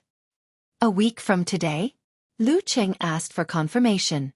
In other words, his remaining 3.5 days of recovery had been extended to a week? Isn't that obvious? Geezer Shi glared at him. Go do what you need to do. After leaving the classroom apartment and the building, Lu Qing's face slowly darkened. The unexpected news from his master had put a heavy psychological burden on him. I wonder if Longhu Immortal is the original owner of the Jin Dan in my stomach. I wonder if Master's friends can find the Immortal Cultivator's mansion hidden in Weishui Lake. I wonder if they can find clues and trace it back to me. When I threw the black carp back into the lake, if it hadn't completely rotted and been eaten by other creatures, the traces would be obvious. But there are tens of thousands of students in the new campus, and more than half a year has passed. No matter how strong the supernatural ability is, they won't be able to suspect me from the black carp. I can't rush or panic, lest I give myself away. I'll pretend I don't know anything and live my life as usual. Well, I'll find a chance to squeeze the Jindan and see if I can awaken the supernatural ability of frost. That way, even if I'm found and the Jindan is taken away, I'll have something of my own. For Master's sake, they won't do anything to me. The reason why he wanted to awaken the supernatural ability of frost instead of strengthening the power of flame was because his master's martial arts belonged to the unique ice sect. If he had the supernatural ability of frost, it would be much easier for him to practice. After making the decision, Lu Cheng had more or less regained his composure. This was the best he could do with his own abilities. After pocketing the ointment, he grabbed the martial arts suit and other items that he did not put back in the dormitory with his right hand and rushed straight to the third teaching building. As for the books and other things, he had already asked Xiao Ming to help him bring them, just in case. At this moment, his phone rang. He took it out and saw that it was a call from Kai Zongming. F***CK. Don't tell me they're taking attendance in advance? Lu Cheng picked up the call in shock. Cheng, you're so F***king awesome. Kai Zongming scolded him without hesitation. Lu Cheng was confused. What's wrong with me? You're still pretending? That's what you get for pretending. Someone posted the video. I don't know about others, but I'll recognize you even if you turn into ashes. Kai Zongming scolded him. Video? Lu Cheng roughly understood what Talker was talking about. He blurted out, who would take videos at that time? Kai Zongming chuckled. You're not new to the internet. Don't you know that some people will take a few selfies and post them on Weibo, talk about it, or Moments? It's their instinct to take pictures and videos when they encounter a situation. But they probably didn't expect someone to catch them. So the focus is on the boy who jumped off the building. You're a little blurry in the picture, and you don't show your face much. People who aren't familiar with you probably won't recognize you. Hehe. Do you need me, an insider, to expose you? He said excitedly. You're so awesome. You can catch someone who jumped off the 7th floor. I'm a little impressed, and I'm looking forward to it. Cheng, you're famous in school. I heard a lot of students talking about you on the way. They think you're so cool, and they're all looking forward to becoming a professional martial artist. Okay, I'll stop talking. Professor Chu is here. I think he's going to take a roll call. Hurry up. There aren't a lot of people today. I don't dare to answer for you. Lu Cheng was happy at first, but he was stunned by the end of the conversation. Talker, put your head in front of me later. Why? Kai Zongming was puzzled. I'm going to strangle you. Lu Cheng gritted his teeth. I would have arrived if you hadn't called me. The teacher's apartment was not far from the teaching building. With his current running speed and insane stamina, he could reach the third teaching building in 2 or 3 minutes. But he didn't have the ability to answer a call while running. Kai Zongming was silent for a few seconds. Good luck. After that, he quickly hung up the phone. Shi Xiangyang took a beautiful afternoon nap. When she heard the alarm, she turned over and sat up. After tidying up for a while, she slowly climbed out of bed and said to Li Liantong, who was watching cartoons, Dirty Tong, it's almost time to go. Okay. Li Liantong turned off the computer and tidied her hair. She picked up the book beside her and was about to leave. Shi Xiangyang looked at her in surprise. Aren't you going to wash up? Why are you in such a hurry? I'm confused. Li Liantong laughed dryly. She put down the book and rushed to the bathroom. Shi Xiangyang followed behind and wondered to herself, why does Dirty Tong look like she's in shock? She shook her head. After she was done, she asked with concern, Dirty Tong, are you okay? No. I'm fine. Li Liantong answered firmly. Shi Xiangyang was always carefree, so she didn't take it to heart. But on the way to the teaching building, she noticed that Li Liantong looked like she wanted to say something but didn't. Dirty Tong, are you really okay? Shi Xiangyang felt that if she could be so sure that there was something wrong with Dirty Tong, then there must be something wrong. Li Liantong opened her mouth and sighed. You'll know in a while. Know in a while. Shi Xiangyang was confused. She felt like her heart was being scratched by a cat. But Li Liantong was like a seasoned warrior. She didn't reveal anything in the face of torture. After entering the classroom, the two sat down next to their good friends. Yang, have you seen that video? The girl named Dong Mingshan asked Shi Xiangyang nosily. What video? Shi Xiangyang was even more confused. Didn't someone jump off a building at noon? I don't know who took the video. The boy who saved the girl was so cool and powerful. I want to go to the martial arts club to practice martial arts to strengthen my body. Dong Mingshan said excitedly. Bah, you're not going to the martial arts club to practice martial arts. You're going to find a boy who practices martial arts, right? Shi Xiangyang said sarcastically. She took the phone Dong Mingshan handed to her and clicked on the video. He can even take that? There's no flame or lightning. Shi Xiangyang watched the video again. He's really cool. Huh. She was stunned and turned to look at Li Liantong, who was too quiet. She finally understood why she was so abnormal. It was him? In the evening, Lu Cheng waited for Yan Zheka at the entrance of the long bridge. He reached out his left hand and held the girl's cold little hand, passing his warmth to her. Yan Zheka looked at him with a faint smile and said, Cheng, you've become famous in our school. Several girls in our class praised you for being so handsome when you saved the girl. They were guessing which leading member of the martial arts club or a mysterious master who didn't join the club. Are you proud and happy? Yes, I'm proud and happy.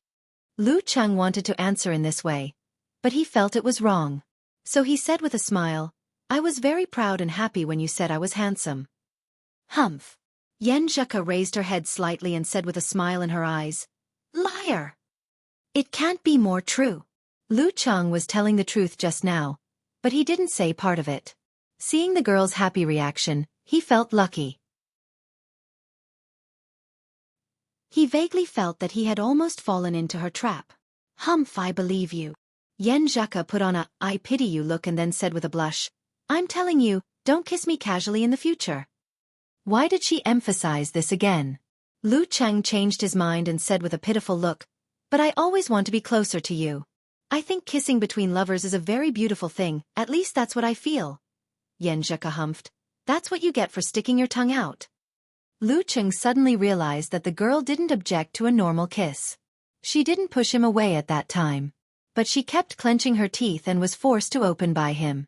And she forced herself out of his arms as soon as they touched. I'm wrong, Coach Yan. I was impulsive.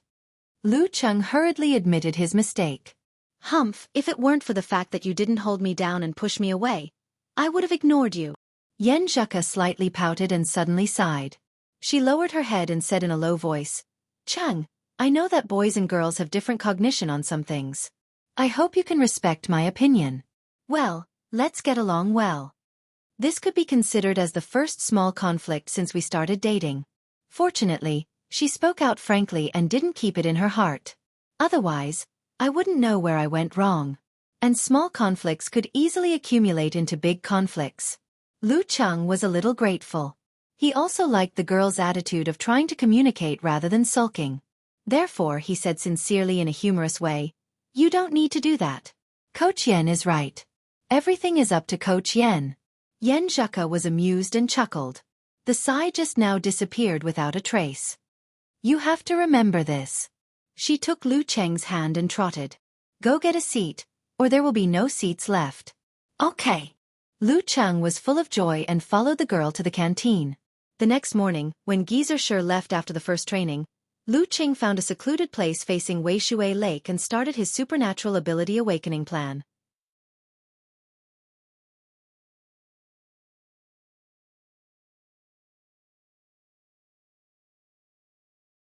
Chapter 148. Bang, bang, bang. Lu Cheng only used his left hand, alternating between abrupt punch and flick finger to release flames to deplete the heat flow in his body. After a full 5 minutes, he finally felt the heat flow that had fused into the fine parts of his body dry up. The Jindan in his lower abdomen began to expand and contract, slowly rotating and splitting into strands of power. This power balanced ice and fire, quickly soothing Lu Cheng's fatigue, but it didn't help replenish the heat flow. Lu Cheng knew it was a critical moment. He endured the involuntary spasms and strange exhaustion of his body, and continued to activate his supernatural ability. He shook his left arm again and punched forward with abrupt punch. Bang! Amid the vigorous and hurried sound, his mind suddenly buzzed. He automatically fell into a strange state of inward vision, reflecting the Jindan that was like a miniature starry sky. With a whoosh, Lu Cheng saw a star fly out from the surface of the starry sky, shaking out a flame. Then he felt his palms slightly hot. His eyes were filled with flames, and a layer of crimson appeared on the surface of the lake. The crimson flame struggled for a while before finally extinguishing slowly. Unlike the time when he fought Yi Yaoting, he was now using his supernatural ability to release the power of the Jindan without reservation. He wasn't using his internal force to attack the enemy through visualization, so his performance was relatively more exaggerated. When the rolling flames dissipated, the surface of the lake was calm again, except for a few floating dead branches and leaves. Inside Lu Cheng's body, the Jindan suddenly shrank and threw out another ice crystal to achieve balance. The ice crystal quickly expanded into a cold current, sweeping through his blood vessels and meridians, and spreading to every corner of Lu Cheng's body. At this moment, Lu Cheng felt completely frozen, like an ice sculpture. Even his heartbeat slowed down. Damn, the backlash is still so scary, he thought sluggishly. After an unknown period of time, he suddenly heard the thumping of his heartbeat. It was like the sound of thunder that bid farewell to the ice and woke him up from his frozen state of mind. Immediately after, Lu Cheng felt his heart beating vigorously, spurting out blood that was full of vitality. The blood flowed throughout his body, dispelling the coldness. The marrow inside his bones cooperated with this process. In less than a minute, Lu Cheng was completely freed from his frozen state. He could feel the benefits of his body becoming stronger. Furthermore, he could clearly sense that after resisting and fusing with the frost, his physical fitness had vaguely improved to a certain extent. Come to think of it, when he first awakened his fire ability, there was also such a change. It was just that he had neglected this point due to his high fever and weakness. No wonder the strength of his physical body had exceeded his expectations in the past month. Yep, this was also very normal. His own body was already able to adapt to the scorching flow of fire, so it would be unreasonable if it didn't improve at all. Lu Cheng thought for a moment and felt his body was still weak. Cold seeped continuously from his bones, making him shiver. He just wanted to wrap himself in layers of thick quilts. Compared to the feeling of being on the verge of death last time, this time, it only reminded him of the experience of being sick when he was young. Turning around, Lu Cheng took out the down jacket he had prepared and began to examine himself. He wanted to see if he had awakened the supernatural ability of frost. He wanted to see if the frost and flames would cancel each other out, resulting in the tragedy of returning to the state before the release. While he was inspecting, he suddenly exclaimed in surprise and joy. The cold flow and the hot flow mixed with each other, forming a delicate balance that blended into the fine details of his body. Taking a deep breath, Lu Cheng shook his left arm abruptly and used 1-inch punch again. At the same time, he activated the cold flow of frost. Bam! There was no thin ice or snowflakes on the surface of his fist. Lu Cheng wasn't disappointed. Instead, he fell into deep thought. After a moment of silence, he suddenly slapped the nearest boulder with his palm. Bam! He pressed his palm against the boulder and slowly lifted it, revealing a patch of cold white frost that outlined the shape of his left hand. Seeing the white frost melting rapidly, Lu Cheng nodded thoughtfully. He had a rough idea of how to use the supernatural ability of frost. Currently, it wasn't strong enough to be released externally. However, it could be infused with his own strength, allowing his punches and kicks to be infused with frost. There was no need for additional ignition actions. Different supernatural abilities had different characteristics. This kind of frost wouldn't be of much use in actual combat for the time being. However, Lu Cheng believed that when it was mixed with the similar force of the ice sect, it would have a surprising effect. Phew! When my arm recovers next week, I'll report to Master that I've awakened the supernatural ability of frost. Hehe. Let's see how he reacts and what plans he has. Lu Cheng tightened his down jacket, picked up the bag, and walked to the cafeteria, shivering. He urgently needed a cup of hot milk. As for the second wave of awakening, Lu Cheng didn't dare to try it for the time being. So far, it had only affected the surface of the Jindan. If he lost control again, it was very likely that it would affect the insides of the Jindan. The power and backlash would be far greater than before. It was better to wait until his body reached a certain limit and his martial arts level stepped into the Danchi stage before making a decision. In the cafeteria, Lu Cheng carried the hot porridge, steamed buns, eggs, and milk to the table where he and Yen Zheka usually ate together. Their backs were against the supporting pillars, creating a relatively quiet environment with few people. He put down the plate and took a sip of the milk. He felt the warmth flowing down his throat, soothing his stomach and reducing the coldness in his body. So comfortable. Lu Cheng sighed with satisfaction and took another sip of the hot porridge. At this moment, he saw Yen Zheka walking over with a plate from the corner of his eye. There were soy milk, fried dough sticks, and white steamed buns on the plate. The girl's charming figure was like a scenery in the cafeteria. "Hey, Cheng, you're done so early today?" Yen Zheka was quite surprised to see her boyfriend at this time. Then she found that Lu Cheng's condition was not right. She hurriedly asked with concern, "Are you sick?" "No." Lu Cheng's shivering had eased a lot. He smiled and said, "Let me tell you a secret." He felt warm because he and Yen Zheka had tacitly chosen this table at the same time. To be able to meet like this in several cafeterias, among the endless stream of students, it was not just fate. Yen Zheka put down the plate and sat beside Lu Cheng. She looked at him suspiciously and said, "What secret? You don't look well. Shall I accompany you to see a doctor?" Lu Cheng leaned close to her ear and said in a low voice, "I wanted to practice my supernatural ability this morning, so I tried it by the lake. When I was about to reach the limit, I suddenly awakened the supernatural ability of frost. My face looks bad because of the backfire, but it's much better than last time. It's not a big deal."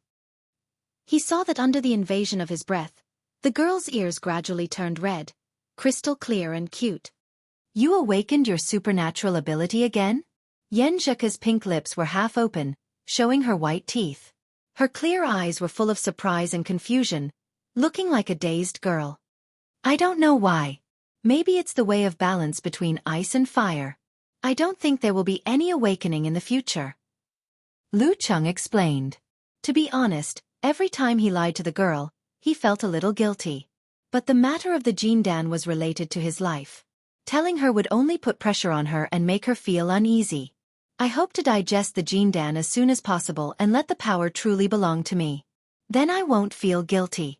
Yen Zheka had seen too many miracles from her boyfriend, so she quickly recovered and blurted out, "Why are you practicing your supernatural ability for no reason? Even if you want to practice, you should do it in front of Coach Sure. If the backfire is too serious, there will be someone to help you. If something happens to you, I... As she spoke, her eyes suddenly turned red, and there seemed to be waves of light on the surface of her eyes. Lu Cheng gently bit his lower lip, reached out his hand, and held the girl's soft hand. "I won't do it next time. I'll take good care of myself. I'll consider more thoroughly." At this moment, he felt a sense of responsibility. His life no longer belonged to himself and his family. Yen Zheka took a breath, suddenly shook off his hand, and hummed, "Do you want to freeze me to death? Your hand is so cold." It's the residue of the supernatural ability of frost. It can help you relieve the heat in summer. Lu Cheng smiled fawningly. Yen Zheka calmed down, raised her eyebrows slightly and asked curiously, "You don't need to light the fire?" "I don't need the supernatural ability of frost. Wherever I want to be cold, it'll be cold," Lu Cheng said with a little pride. Yen Zheka pushed the freshly made hot soy milk to him, pursed her lips and smiled. "Then you can cool it down. It's too hot. I can't eat it." "Okay." Lu Cheng held the soy milk cup with his left hand, operating a weak cold current. There seemed to be a change in his body. It was constantly producing frost, maintaining a delicate balance with flame. After a while, Lu Cheng breathed a sigh of relief and took his hand away. There was a layer of frost on the surface of the soy milk cup, but it disappeared in a flash. "The temperature should be okay." He touched the cup and gave it to Yen Zheka, waiting for her evaluation. Yen Zheka took a sip, nodded and smiled. "It's just right. Your supernatural ability is quite useful." Lu Cheng didn't expect to use his supernatural ability first, but he felt a sense of achievement. At least he had coaxed the girl into a happy mood. "It's good that you like it." He smiled and said, "By the way, have you finished watching the video sent by Coach Sure yesterday?" The video was about the opponent in the weekend preliminaries. "Finished. What about you?" Speaking of this, Yan Zheka suddenly became excited. She was the first substitute and had a chance to go on stage. Lu Cheng's shivering had stopped, but his body was still a little weak. He smiled and said, "Of course I finished watching. And I also found out something else." Although he couldn't go on stage, because it was related to Yan Zheka, he worked harder than if he went on stage himself. "What is it?" Yan Zheka asked curiously. Lu Cheng chuckled and said, "Don't underestimate Dream Squad, just because it's an amateur team. Their players are all second or third generation martial artists. Especially the three main players of amateur first pin. They all have high-ranked dance stage elders in their families. They are the top group in Songqing's martial arts circle." Yan Zheka didn't have any fear of high-ranked dance stage martial artists. She said with interest. "And then?" She drank a mouthful of soy milk and took a bite of the deep-fried dough stick. She looked at Lu Cheng like a child listening to a story. You may not believe it, but they formed the Dream Squad to participate in the preliminaries because of jealousy. Jiang Dingyi and Feng Xiaoquan both liked Qian Ruoyu, who grew up together. They almost turned against each other. But Qian Ruoyu's attitude was very ambiguous. She didn't say anything. In the end, she pulled them to gather friends and formed a squad. She said it was to see who would perform better in this preliminaries. Lu Cheng said.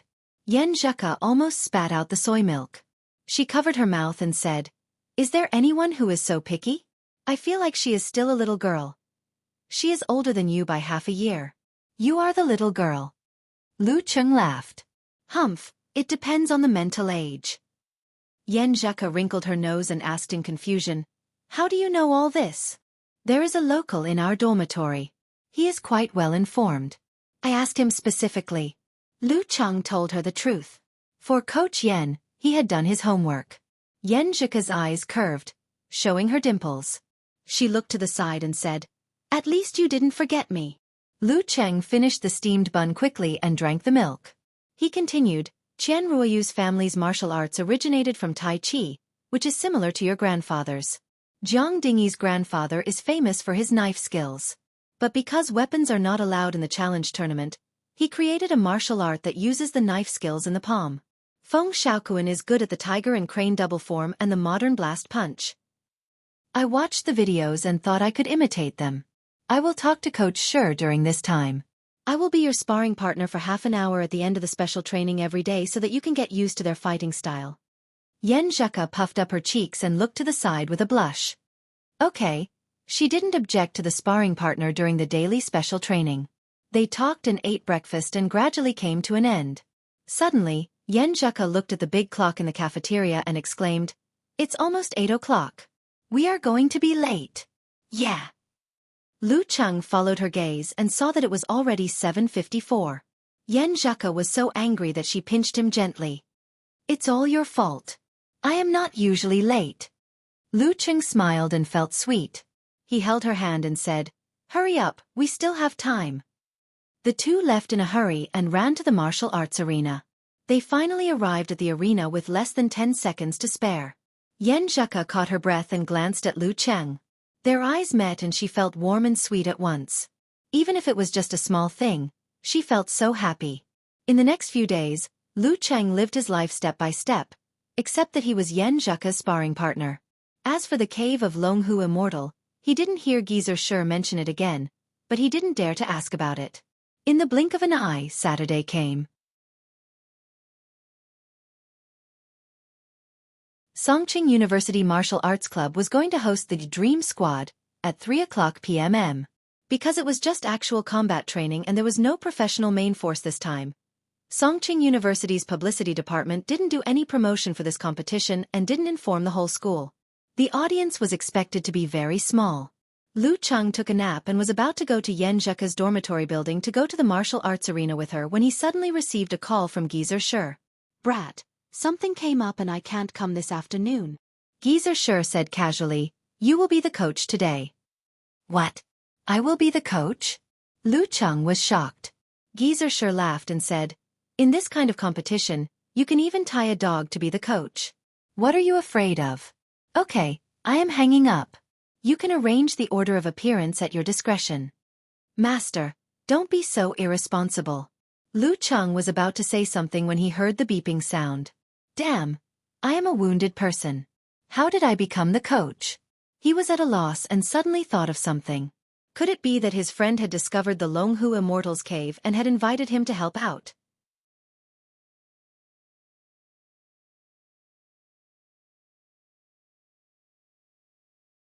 Chapter 149. The more Lu Cheng thought about it, the more he felt his guess was close to the truth. But being able to guess and being able to intervene were two different things. How could he get involved in the affairs of top physical invulnerability experts? All he could do was to be patient and wait for the result. He didn't want to panic. He exhaled and pushed this matter to the back of his mind. He packed up and was about to leave. It was the weekend. Zhang Jingye was dating his girlfriend, Wu Qian. Qiu Zhigao was said to be training his muscles in the strength training room of the martial arts club. Only Lu Cheng and Zhao Chong were left in the small dormitory. Seeing him leaving, Zhao Chong looked away from the computer and said with a smile, "Cheng, how's your injury? Can you fight?" "I can't even do recovery exercises, let alone fight." Lu Cheng smiled bitterly.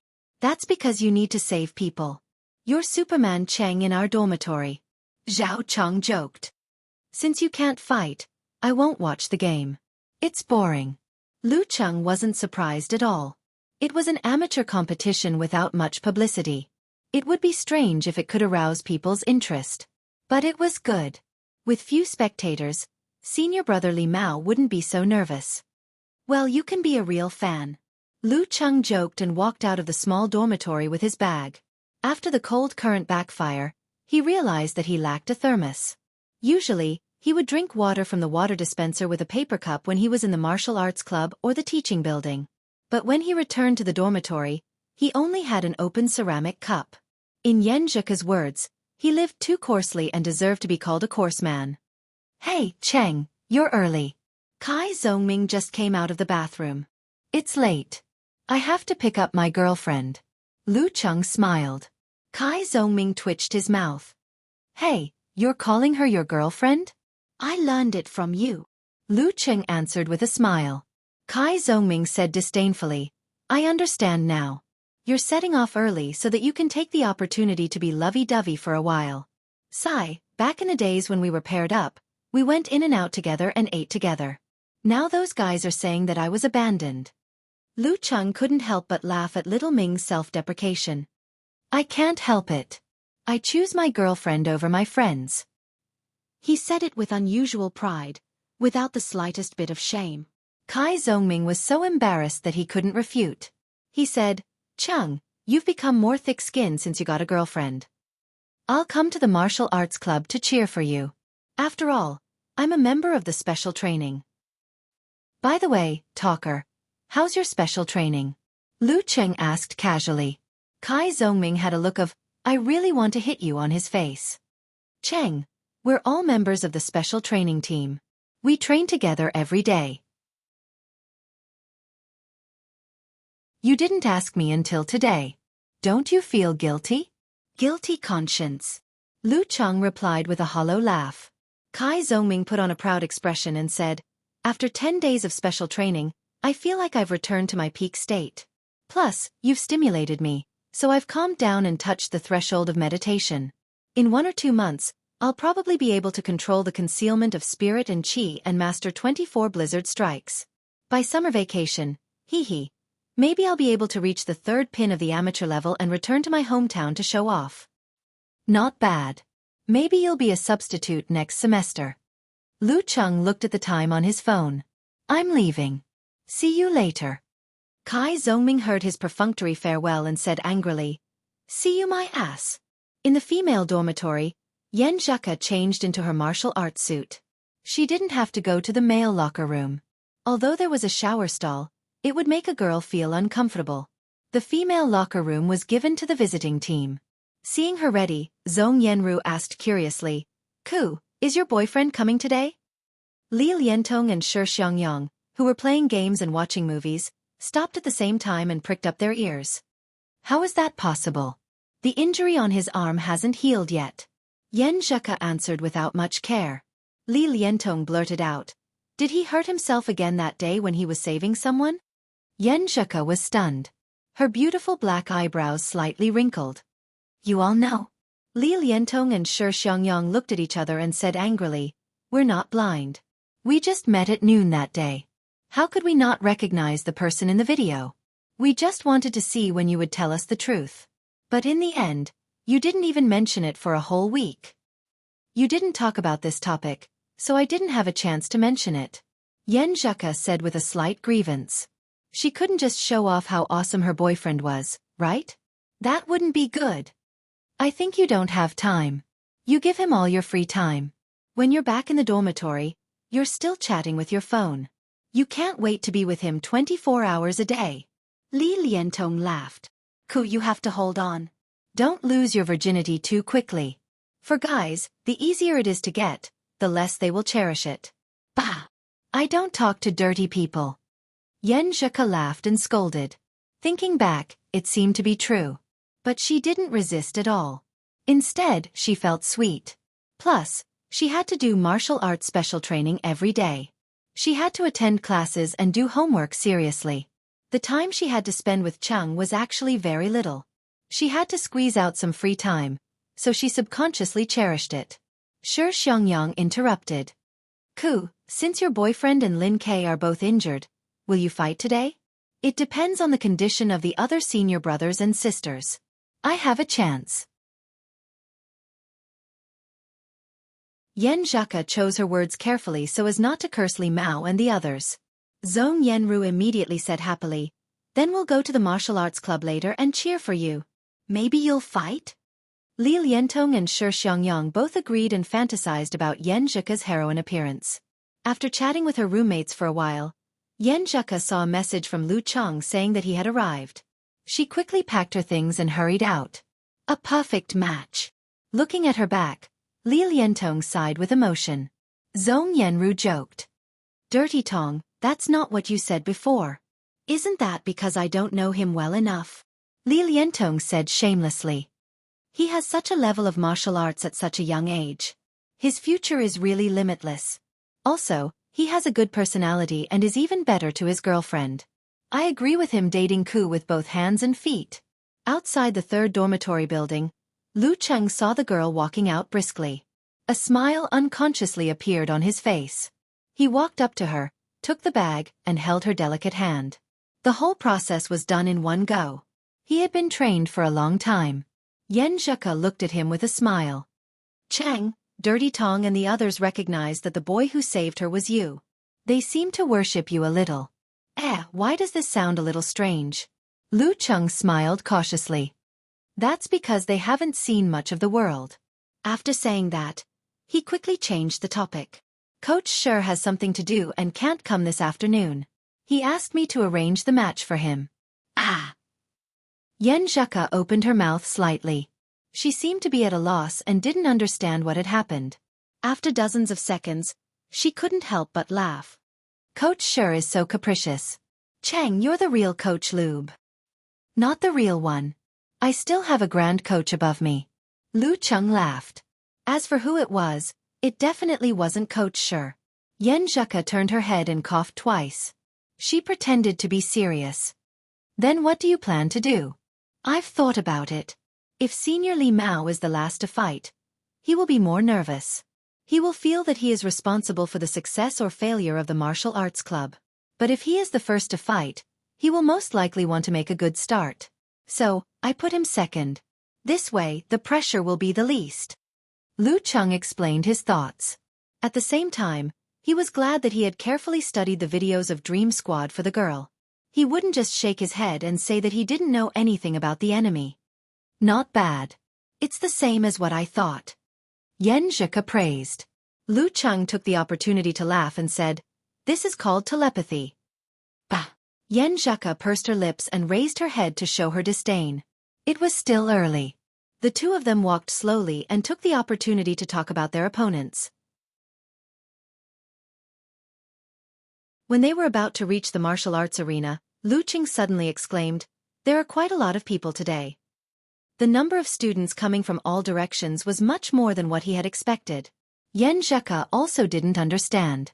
She laughed and said, "Did the publicity department promote it again?" The two of them looked at each other blankly and walked into the arena hand in hand. They saw that the audience seats on both sides were sparsely filled with people. There are about 1,000 people here? Lu Cheng sighed. It was definitely not comparable to the university martial arts competition, but it was enough to support a competition. Yan Zheka bit her teeth and said, "With so many spectators, will Senior Li Mao be more nervous?" The two of them entered the male locker room with worries. They saw Sun Jian standing up and teasing them. "Cheng, it's all your fault. You made the scene big. What does it have to do with me?" Lu Cheng was confused. Sun Jian laughed. "Didn't you save a student who jumped off a building on Monday? Everyone is curious about who the young hero is." After hearing that the martial arts club has a competition this weekend, they all came spontaneously. The martial arts club didn't publicize the preliminaries this weekend, but they didn't hide it either. Because they needed to use the venue, they posted a notice at the entrance, asking the students who were used to training on Saturday afternoons to avoid it. "It's really my fault." Lu Cheng didn't expect this to be the reason. He couldn't help but look at Li Mao, who was sitting in the corner with a hot towel on his face. He looked a little nervous. At this time, Lin Hua pulled Yan Zheka aside and whispered something to her. Yan Zheka came back with a strange expression and whispered to Lu Cheng, "Senior Sister Lin's period came 2 days early because of nervousness. She's not in a good condition today, so I'll take her place." "Well, why would it come early?" Lu Cheng asked in surprise. "Of course. Emotional changes, psychological stress, adjustment of work and rest, and physical condition will all affect it. Humph, I was already very tired on Valentine's Day, and your confession made my mood change too much. So I came early tonight," Yan Zheka said in a low voice. Lu Cheng calculated the time and asked, "So early? My period is shorter than normal. It's only 26 days. Yan Zheka said angrily, "You're the coach today. Arrange the order of the fight. Don't count this." Lu Cheng took a breath and looked at her. "Then you're really going to fight?" Yan Zheka was a little excited and a little nervous. She nodded slightly. "Yes." Lu Cheng held her hand and whispered, "Don't be afraid. After a few days of training, you should know what to do. No matter how strong they are, I can beat them with one hand." Yan Zheka looked at her boyfriend's deliberately arrogant face and couldn't help but laugh. She calmed down a lot. Lu Cheng clapped his hands and said to his senior brothers and sisters, "Quiet down. Coach sure can't come today, so I've been appointed to take his place." "What?" Sun Jian and others looked at him in surprise. "Coach Lu? He might be the youngest coach in the history of the martial arts club, even if it was only one fight." In the female locker room, the beautiful Qian Ruoyu said in a low voice, "Lin Ke can't fight for sure, but Lu Cheng can fight with injuries.